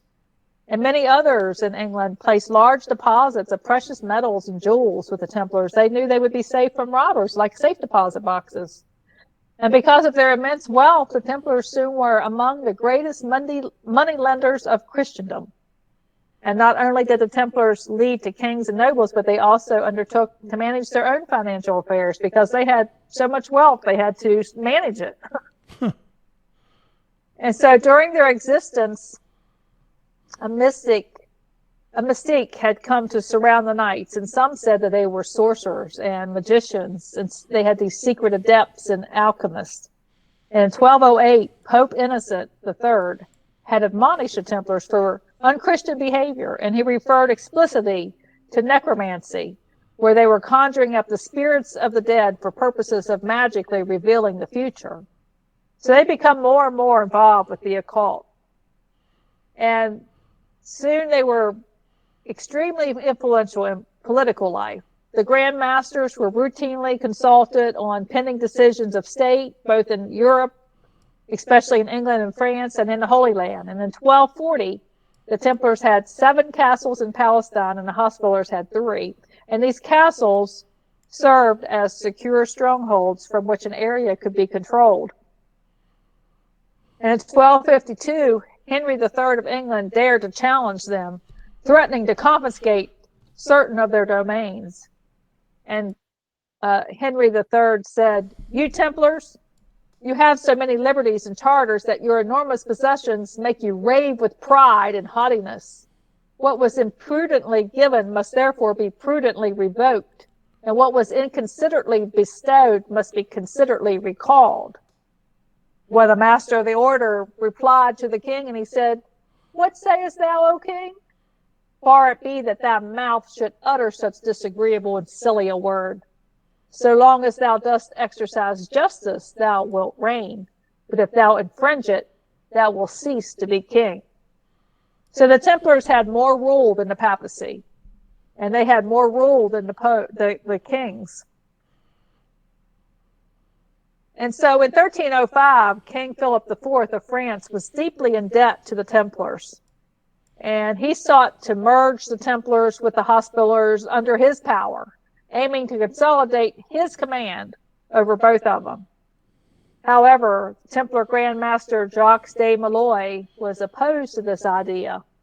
And real quick note too, so if that name sounds familiar, guys, if you know anything about Freemasonry, that's where the young boys, basically Freemasonry, you have that's what they call the kids' order for the young boys, and I think the Job's daughters for the little girls, whatever. But yeah, the kids' order basically is to indoctrinate them to Freemasonry, because their parents are Freemasons or whatever the case, their father. So that's where the little boys would go to. You go to this little camp, whatever it's a Masonic lodge for you little kids, named after him. They're called the D. Molays. And the Rainbow Girls, I think. Yep. Rainbow Girls, Job's daughters, and Yep. So, without a deal to merge these two under the king sought to get rid of the Templars. So in 1305, he worked to secure Pope Clement V. And so the Pope was indebted to the king for securing him as Pope, So he cooperated with the king to accuse the Templars of heresy. And this brought suppression to the Templars, and King Philip was planning his moves carefully. A list of charges was compiled, partly from the king's spies who had infiltrated the order, and partly from the voluntary confession of an alleged renegade Templar. Now, this renegade Templar gave the king information. He was a prisoner who was condemned to death, and he shared a cell with a Knights Templar, this prisoner did, and he had information for the king. A figurine, he said, had been representing the king like a voodoo doll, had been stabbed repeatedly during the black magic rites of the Knights Templars. He talked about the sexual perversion, the child sacrifices for Baphomet. The more human blood, the more powerful. Women were taught how to perform abortions, and homosexual orgies and blasphemous activities went on. 2 other former Knights Templars confirmed these facts. One brother admitted to having a homosexual relationship with de la Moye. One said de Malloy was deceitful and manipulated the election to become the Grand Master. Well, the prisoner was pardoned for giving this information to the king. That's what gets me, man. The de Malays, the young boys organization from the Freemasonry, what a mockery that is. Like literally a pedophile, homosexual. I don't want to even get into it, but yeah. It's sickening that these people would subject their children to this organization, but probably they didn't even know who de Malay was, really. You know, I mean, if they actually did the study, man, and I'd be flying out of that Masonic Lodge real quick. But see, that power and that prestige overrides that. Yeah. So, by 1306, King Philip was intensely anxious to rid his territory of the Templars. They were arrogant and unruly. They were efficient and highly trained, a professional military force that was much stronger and better organized than any he himself could muster. But Philip had no control over the order. He owed it money, and his life was in danger. He had been humiliated when he was fleeing from a rebellious Paris mob. He was obliged to seek refuge in the temple of the Templars. He coveted the Templars' immense wealth, and he had applied to become a candidate as a Templar, and he was haughtily rejected. So the king sent out secret orders, which were to be opened everywhere simultaneously and implemented at once. And at dawn on Friday, October the 13th, 1307, all the Templars in France were to be seized and placed under arrest by the king's men. Their presbyteries were placed under royal sequestration. Their goods were confiscated. 620 of the 3,200 Templars were arrested, including Grand Master Jacques de Molay. Some fled to Scotland to infiltrate the lodges of Freemasonry. Those that were captured were tortured until they were willing to admit to numerous offenses. However, they never found the Templars' immense wealth. It is believed that the Templars received an advance warning of the king's plans to have them arrested. The king's blow to the Templars was sudden, swift, and lethal. So Pope Clement, under King Philip's direction, wrote to de Moy, the Grand Master, who was then at Cyprus, and he invited him to come and consult with him on some matters of great importance. De Molay arrived in Paris with 60 knights and a large amount of treasure, and on Friday, October the 13th, 1307, Grand Master Jacques de Molay was arrested and imprisoned, as well as every knight in France on the charge of idolatry and other charges. This is known as the Curse of Friday the 13th. Yep, which watching today, it's Friday the 13th when this airs here, and Thursday next when therefore JC, I'm sorry, but yeah, this is where all that superstition comes from. You know, they got the Friday the 13th movies, don't step on a all these little stupid stitions, they call them. And, you know, like people don't even want to go to work on Friday the 13th. And it's funny, too, because buildings, they, you know, if you notice on the elevators, they have multiple floors. It goes 11, 12, 14. You won't find the 13th floor on these buildings. And this is where the stupid station rises. And if that was true, because I would have been definitely condemned, because my run the wrestling team for 4 years in high school, my number was 13. My locker room was 13. So I would have been cursed, but I was a state champion. So I guess that curse was pretty good. But yeah, it's crazy, man. So the arrested Templars were tried and many subjected to torture, and strange confessions were extracted. The Templars supposedly worshipped a devil called Baphomet. And after secret ceremonies, they supposedly prostrated themselves before a bearded male head, which spoke to them and invested them with occult powers. Witnesses to these ceremonies were never seen again. There were other charges as well, which were even more vague, of child sacrifice, of teaching women how to abort, of obscene kisses at the induction of candidates, and of homosexuality. They were tried and condemned to death. Now, I do believe that magic is still very much embedded in Freemasonry. I had someone that I know who told me that someone else that I know from away, I know, somebody I know said that there was a Freemason in a restaurant that was moving the salt and pepper shakers on another person's table, that they had moved up into the powers to know how to move objects. Wow. And that another Freemason was in the restaurant and went over and said, you need to stop doing that in public so people don't know that we have these powers.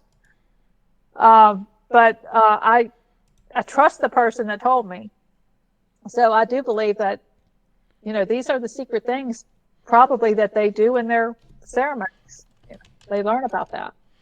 There's, let me see, 1 second. Let me get this up real quick because it just reminded me of, Leifus Levi. He was, some people suspect him to be a Knights Templar, but he lived later on. In his book Transcendental Magic, he communicated with these demonic spirits, and he drew a Baphomet out of it. And I believe, let me see, two demons he connected with. One was looked like actually, hang on a second. I should have had the slide.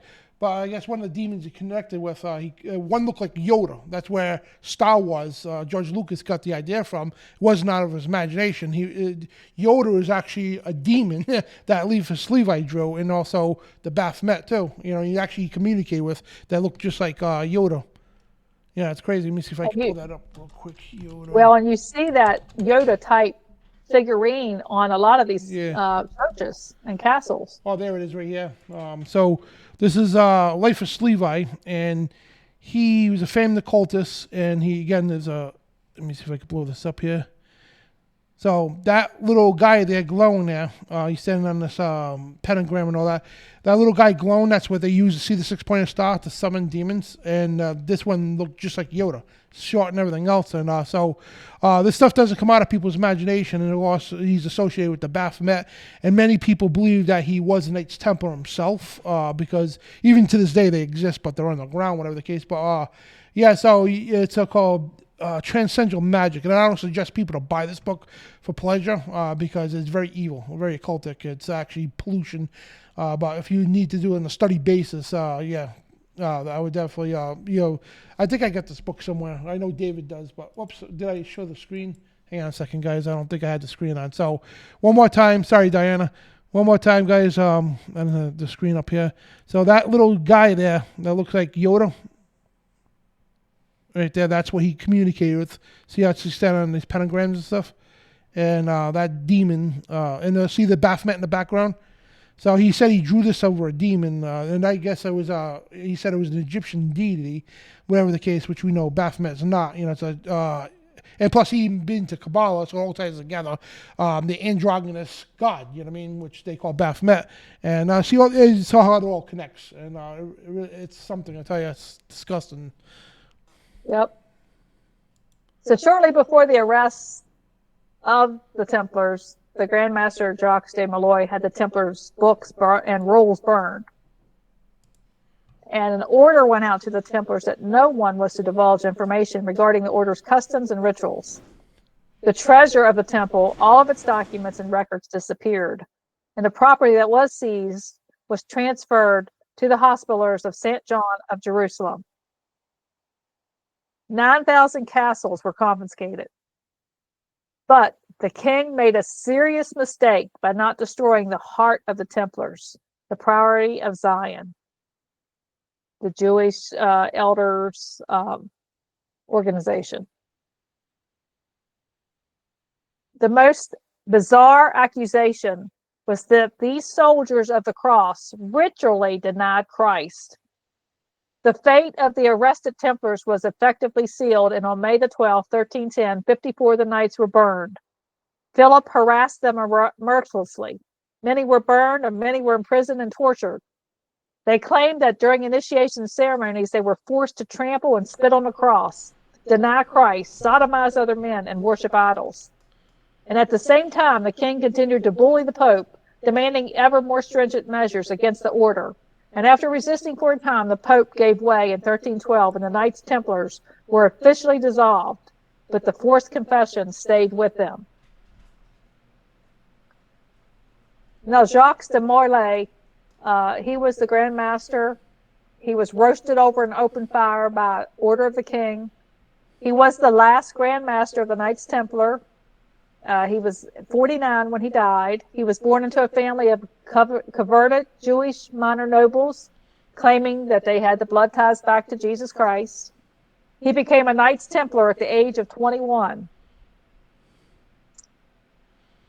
The final recorded act in the order's history had been the burning of de Molay. And as the smoke from the slow fire choked the life from his body, de Molay is said to have issued an oath from the flames. And according to the tradition, he called his persecutors, Pope Clement and King Philip, to join him and account for themselves before the court of God. Clement within 40 days and the king within a year. Well, within a month, Pope Clement was dead, supposedly from an onslaught of gastritis. And by the end of the year, Philip was dead as well, and he was officially killed by a wild boar while hunting. Oh, sounds familiar, huh? Nimrod's son, Tammuz. It was actually a case of murder by a Templar agent. The apparent fulfillment of the Grand Master's curse lent credence to belief in the order's occult powers. And there's Pope Clement V's tomb in the Notre Dame Cathedral. That it came back from the ashes, right? Yeah. That's where the whole Friday the 13th stigma comes from, the curse and everything, which is all popular. And Hollywood, thanks to Hollywood, of course. You know what I mean? Yeah. Okay. So the Templars possessed great expertise in the use of poisons that they had gotten from their previous connection with the Muslims or the assassins. And so those who had informed the authorities about the Knights Templar were killed. De Molay had cursed France, and in 1315, France had several years of bad harvests. From 1346 to 1352, the Black Death, the bubonic plague, claimed an estimated 24 million lives, and it was spread by rats and fleas. Wow. De Molay had time to pass on his secrets before he was burned. A predecessor of de Molay, at the request of de Molay during his imprisonment, was asked to open the grave of de Molay's uncle and bring out a chest containing the Knights Templar documents. Those documents were taken from the grave and transported to Scotland. Now we know that the poison was also connected to the Jesuits, and that the Catholic Church hired the Borgia crime family, to solicit Ignatius Loyola as the head of the Jesuits. And then when the Jesuits were expelled, the expulsion and suppressed by Pope Clement XIV, he was poisoned. So this poison thing runs through the Jesuits as well. So after execution of Grand Master de Molay, many of the Knights Templars fled from Europe to Scotland, and they founded the Scottish Freemasonry. The Templars vanished, but they did not cease to exist. The Templars had been arrested in England, and they were placed at the Knights Hospital of St. John. And in France, the Duke advised them to shave their beards, don secular clothing, and assimilate themselves into the local population. Those in Germany found a haven in the Knights Hospital of St. John, and in Portugal, they just changed their name from Knights Templar to Knights of Christ, keeping the same Red Cross logo. So in 1492, the ships of the Knights of Christ sailed under the familiar Red Cross pattern. And it was under the same Red Cross that Christopher Columbus's 3 ships crossed the Atlantic to the New World. Now, Columbus was married to the daughter of a former Knight of Christ, and he had access to his father-in-law's charts and diaries.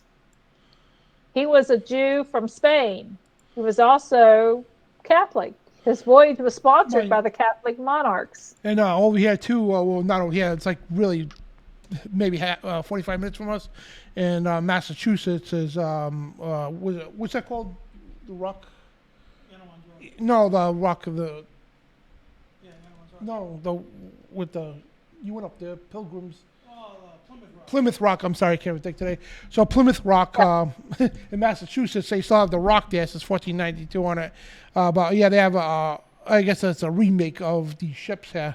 And with the big, Knights Templar cross. I always thought that too when I seen that. It's like, yeah, no, in Cumberland Monastery here in Rhode Island too. The Cistercian monks, they were a brotherhood of the Knights Templar, and part of the old building's still there. And when you go there, the old floor is there. Right on the floor, they got a massive, in marble, a massive Knights Templar symbol right on the floor. But Rhode Island's like heavily connected with the Knights Templar, Rhode Island and Massachusetts. And again, they thought it was a Viking tower for a while. The Freemason actually. He's a curator of that museum right there. There's a Masonic lodge at the corner. For years, he tried to say, it's nothing to do with Knights Templar. They try to cover it up. So the History Channel came to Rhode Island to prove it was a Knights Templar establishment tower. And so now they brag about, the Knights Templar were here long before Columbus was even alive. So you see all this connection, man. It's crazy. And everybody wants to visit Rhode Island and New England, man. I'm telling you, we are definitely full of this disgusting stuff, man. Uh-huh. Yeah, I went up there to see that Plymouth Rock, and I took a tour on that boat, and I also rode a train up there, and on the train they gave us black and white checkered napkins. Huh. What a coincidence. It's like everywhere. Yeah. And so in 1522, the Templars secularized themselves and repudiated their allegiance to Rome, and threw their support behind the rebel and heretic Martin Luther. So 2 centuries after their dissolution, the Templars were exacting revenge on the church that had betrayed them. And they supported Martin Luther. And in 1717, the birth of John the Baptist, June the 24th, the modern Freemasons established their first Grand Lodge in England. The Lodge of England was the official date. We know it was going on before that, but this was the official date that they had their establishment of their lodge. The Templars were the forerunners of the Freemasons, and by the 18th century, various secret fraternities were praising the Templars as precursors and mystical newcomers. Many Freemasons of the period appropriated the Templars as their own forerunners, and certain Masonic rites or observances claimed direct lineal descent from the order, as well as authorized custody of its mysterious sects. And in 1730, the beginnings of American Freemasonry was established in Massachusetts. John Belcher, he was a native of Cambridge, Massachusetts. He was later the governor of the colonies of Massachusetts and the colony of New Hampshire and the colony of New Jersey. And he was made a Mason in London in 1704. Now, in 1731, the Grand Lodge of Pennsylvania has a book that contains records of the earliest known Pennsylvania and American lodge. And the first record is for June the 24th. There's John the Baptist's date. And in that month, Ben Franklin is entered as paying dues to the Grand Lodge of Pennsylvania 5 months prior. So December 1730 is the earliest records they have, and that was from Ben Franklin paying his dues. Another thing too, Ben Franklin, real quick, he was a member of the Hellfire Club as well. That's true. Yep. So Freemasonry is the most widespread secret society worldwide. It's the greatest historical tradition and infiltration. 6 million worldwide, 2 million in the United States, and I don't know one community that it's not in. In 1752 is when George Washington was initiated at the age of 20 at the Fredericksburg Lodge in Virginia. And this is actually from my town where I used to live, the George Washington Hotel with that picture in it. Yeah. In Winchester, Virginia, connected to Winchester, England. And he was the worshipful master of his lodge. Lord Fairfax came from England over to Massachusetts, and then he acquired this land in Virginia, Winchester, Virginia, and that Winchester was named to honor the English capital in England. Winchester is a cathedral city in Hampshire, England, and the cathedral was built by the founders of the Freemasons. And so Lord Fairfax took fatherless George Washington under his wing, and his political career began in Winchester, Virginia. And that picture right there was not far from my office, of his office, George Washington's office, that stone building. And this is inside of the lodge. There's a picture there inside of the Winchester, Virginia Masonic Lodge that was taken by one of the local reporters. That's weird. That glass at the top of the ceiling looks like a sun. Yeah. That's it. And so in 1768, there was the Boston Commandery. And this is when several of the British soldiers from the different army lodges, 3 different army lodges, came over to Boston. And the army lodges brought to Boston the knowledge of the Order of the Temple.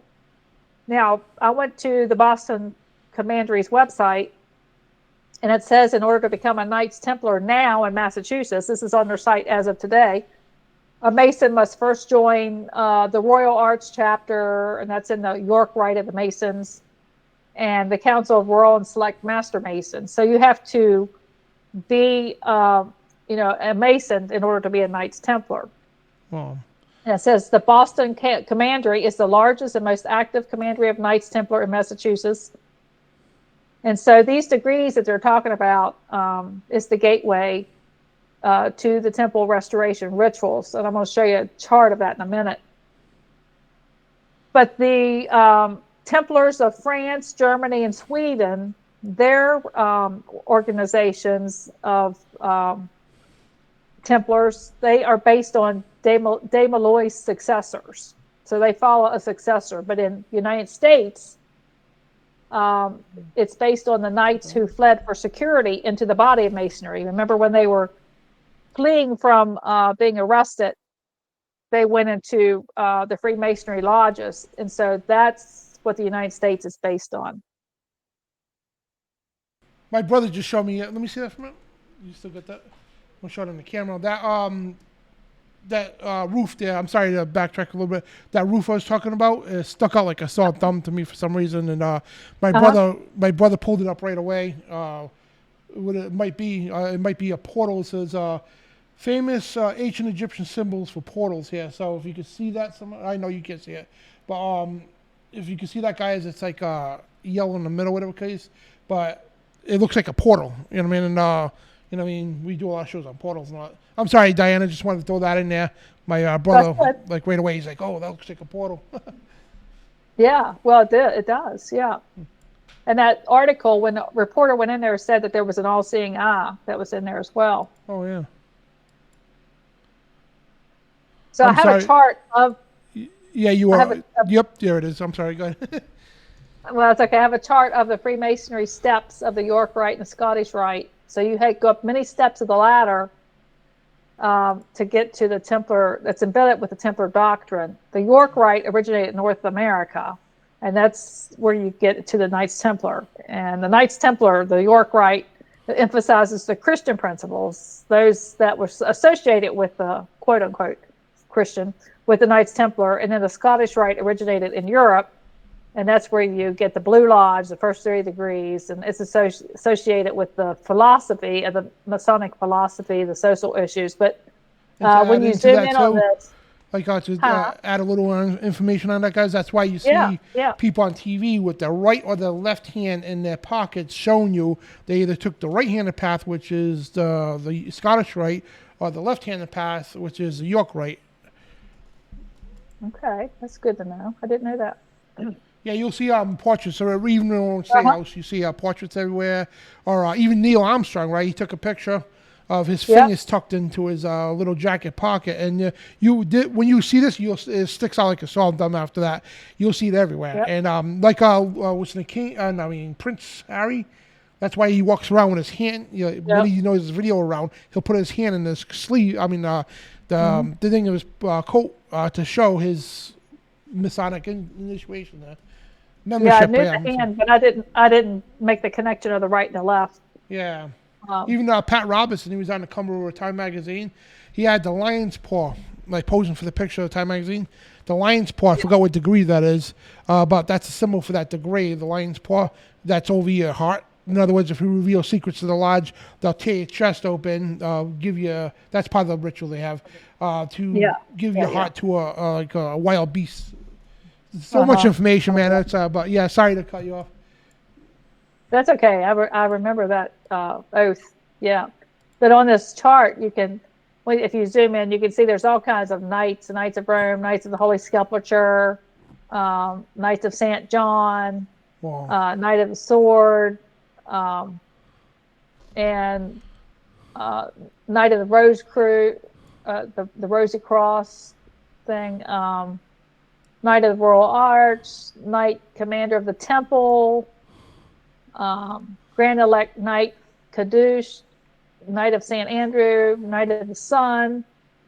Knights Templar is all the way up to like the 31st degree on the York Rite, the Order of the Knights Templar. So you have to, now, and the Knights of Malta is up there too. You have to be in the Freemasons to do this. Rosy Cross is up there on the 32nd.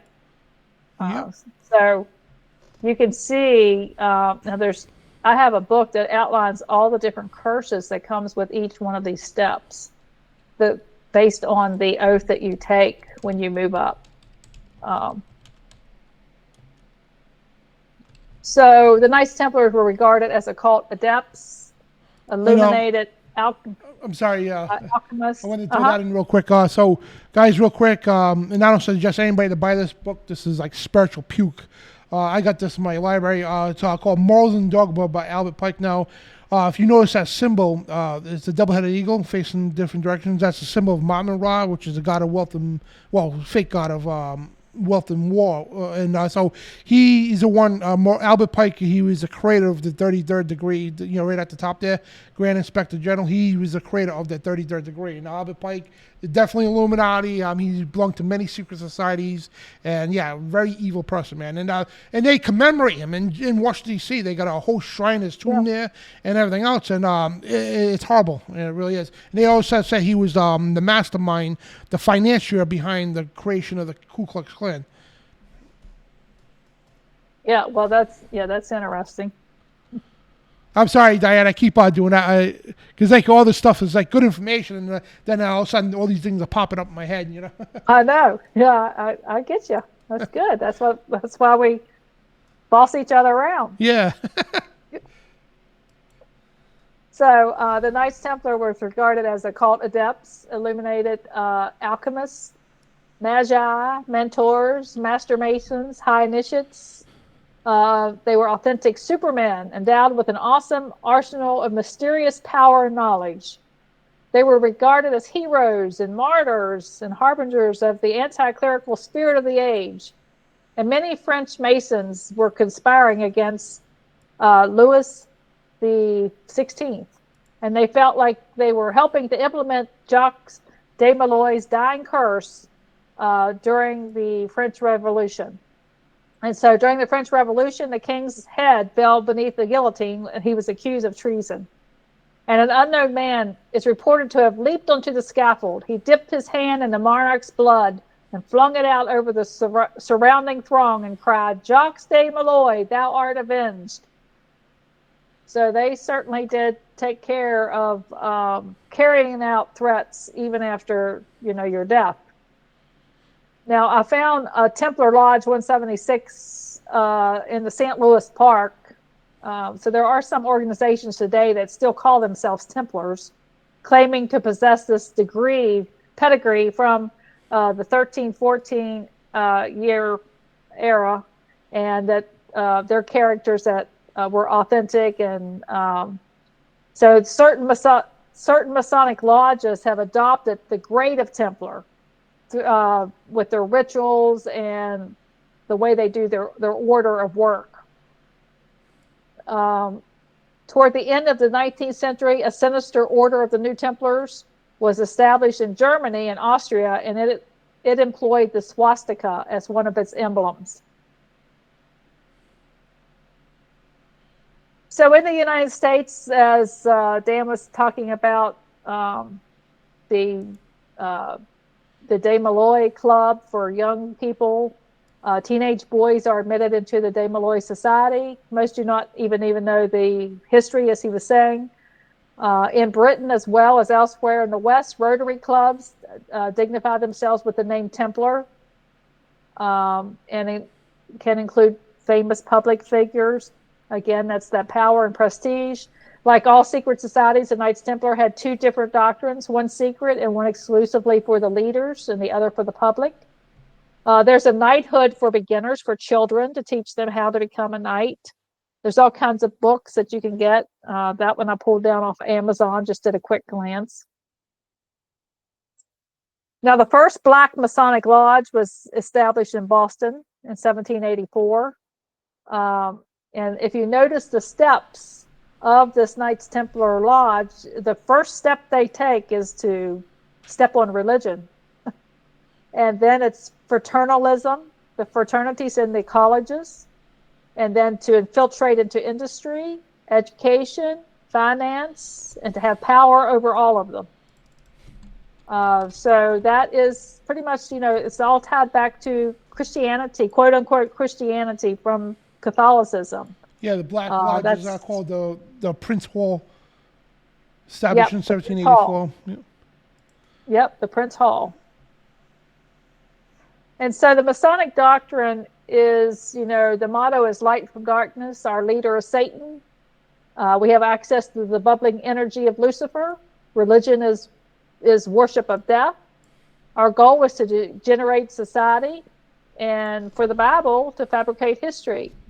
And every true Mason is a Knight Templar. That is a Knights Templar. That is from Manly P. Hall. Most of that came out of the book that he wrote. And in 1939, George the Duke of Kent, his mother was Queen Mary, the Princess of Wales. He was installed as the Grand Master of the English Freemasonry. So this political power in these societies are all over the world, all connected. Many integrated secret societies in the United States, including the Lions Club, Boy Scouts, Rotary, Skull and Bones, Rosicrucians, Freemasonry, the Council on Foreign Relations, the Trilateral Commission, Illuminati, Jesuits, the KKK, Kabbalah, the Order of Priory of Zion, the Hellfire Club, the Zionists, Bilderberger Group, the Bohemian Club, the Shriners, the Order of Oddfellows, the Local Order of Orange, the Knights of Columbus, and Mormons. These all have alchemy and occult interests, and all are interconnected and integrated. And now, real quick, too, I know time's getting short.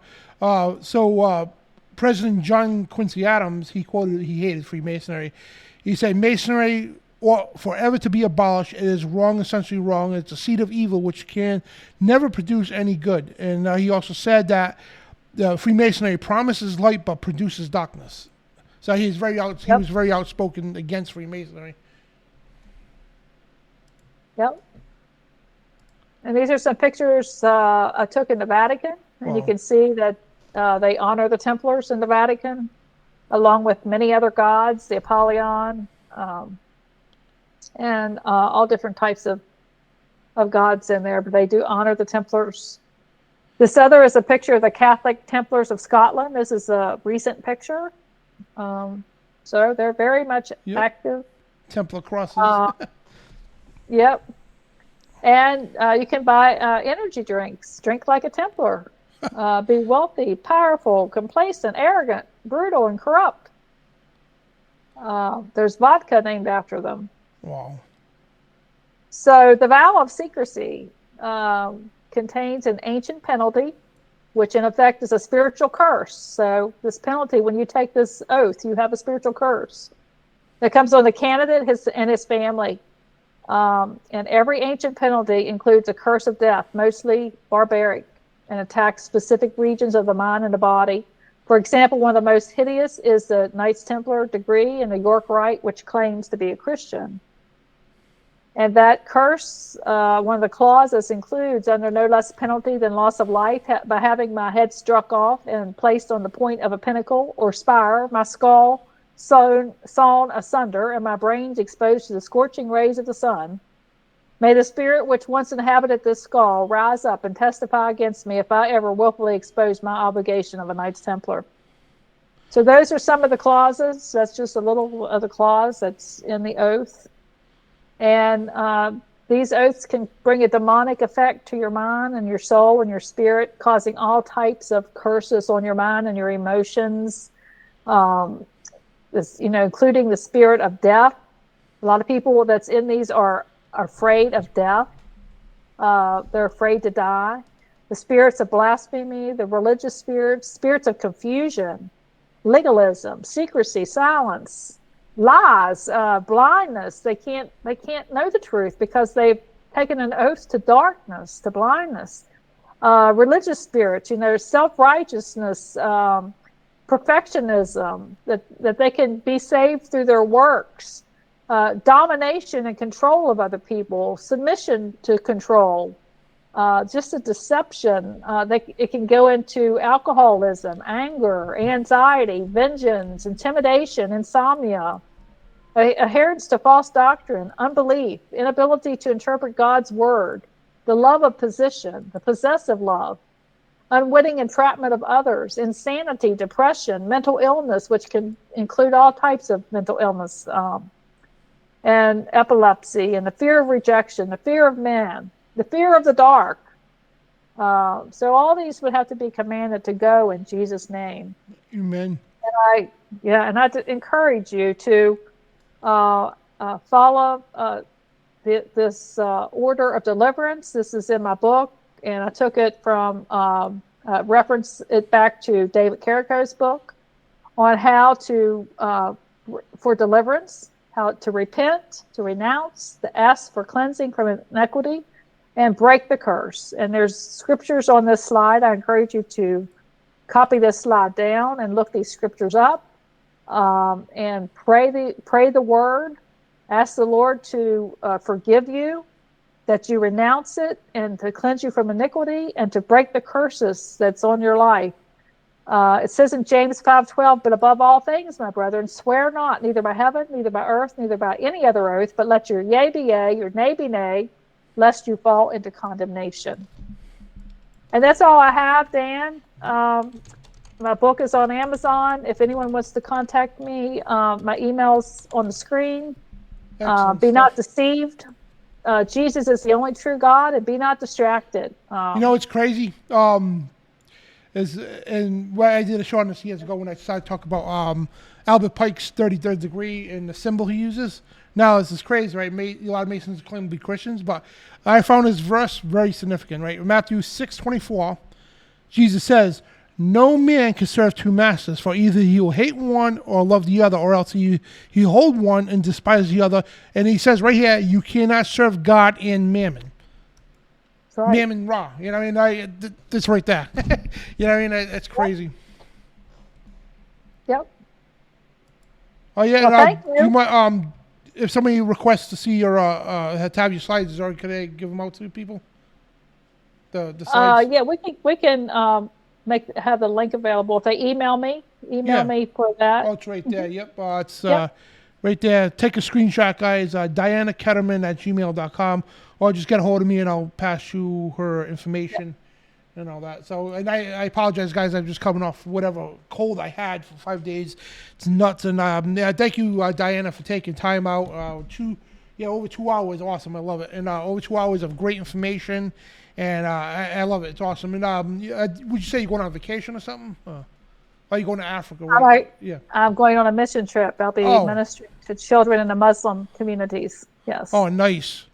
And I pray for you, and I pray that the Lord gives you guidance and protection against any and all evil, and to bring many souls to the Lord. And thank you so much, Diana. Thank you, Dan. You're welcome, and we'll be in touch. And it's weird, man, because I just remember it was back in January, whatever it was. I was like, we should do a show on the Knights Templar, because it was Friday the 13th, I think, was that month where I talked to you about it. And I'm like, let's just save it for June, because you weren't available at the time. So here we are, June 13th, Friday the 13th. So God bless you, sister. Thank you so much. Thank you, Dan. Appreciate you and all you do. You too. God bless you. You too. All right. Yep. Bye. Bye-bye. Okay, guys. So let me get my screen set. So I got to end the show here too myself. So hang on a second. Let me get my screen set up. And so thank you guys so much. And before we get going, and again, I will remind you guys this is not live tonight, but I will try to be here after this premieres, and we'll do some phone calls, whatever the case. The only reason why we're not live for because Diana had, she's got a missionary trip, so she's like, I could do it no problem, but I'm not going to be able to do it on that day. So why don't we pre-record? So it's Sunday right now, June 8th, 2025 here. So yeah. Everything goes good, you'll see us Friday here. And then the following Thursday on Followers of Jesus Christ Underground Radio with David Carrico. So good stuff here, and I do got to get going because I actually got to go to work tonight. I work third shift, so I got to be in work in less than an hour. So if you need to get a hold of me, guys, truthradio@outlook.com for prayer requests, whatever. If you want my physical address to send any letters, gifts, or donations, whatever the case, that's my physical address, so take a screenshot of that. And so thank you so much. And don't forget, Friday Night Live with David Carrico at 7 p.m. Eastern. Then the Midnight Riot on Saturday nights at 11 p.m. And Visual Disturbance with Brian. So, guys, I do got a link floating on in the chat room there. And it's also in the description. So if you want to donate toward this program, to this ministry, financial donation, the link's right there. We've been using that link for 2 or 3 years. So it's great because you don't have to sign up for nothing. You just donate what you want, pay however you want it, and bam. You know what I mean? And we ask everybody to donate your prayers to us and everything else. So other than that, guys, please check this stuff out on ICTV and Biblical Warfare on Thursday, 7 p.m. Eastern live. I'll be there, awesome show. So thanks for tuning in to the Knights Templar Docs Deception. And I'm going to plug this one more time. We got the SpiracyCon coming up August 22nd, 23rd in Cave City, Kentucky. And it's already in June, guys. I mean, we got 2 months away, a little over 2 months away from this. And it's going to come fast. So you need to get your tickets now. All the VIP tickets have been sold out right from the start. And there's still tickets available. It's going to sell out, guys. You need to make a commitment to buy it. If you want to go, you need to make a commitment today or this week, whatever the case, and buy these tickets because this is something you're not going to want to miss. And I'm going to put my exclusive link for the tickets, which gives me credit. So you buy the tickets through my link, it gives me credit, and that helps out our ministry here. So anyway, guys, other than that, I'm done here. And it's the first time Jason's been in the studio for a long time. Woo! Jason's over there banging heaters, and that's awesome. So, yeah, it's great. And Jason's been working. He has to work Friday night. So, unfortunately, he's not able to come on no more. So, if you all remember my brother, he's been on the show for a long time. He was a moderator and all that stuff. So, hopefully, he gets a Friday night off sometime. And, yeah, he'll join us again. So, other than that, guys, thank you again, Diana, and everybody else watching. So, go to truthradioshow.com for our listings, for all our shows, and support our brothers, our ministries, and everything else. So, all right, guys, so I feel a lot better. Thank you for the prayers and everything to get me better. So other than that, I'll shut up tonight. So hopefully I'll see you for a Q&A after this. So God bless, shalom, and remember, you are the resistance.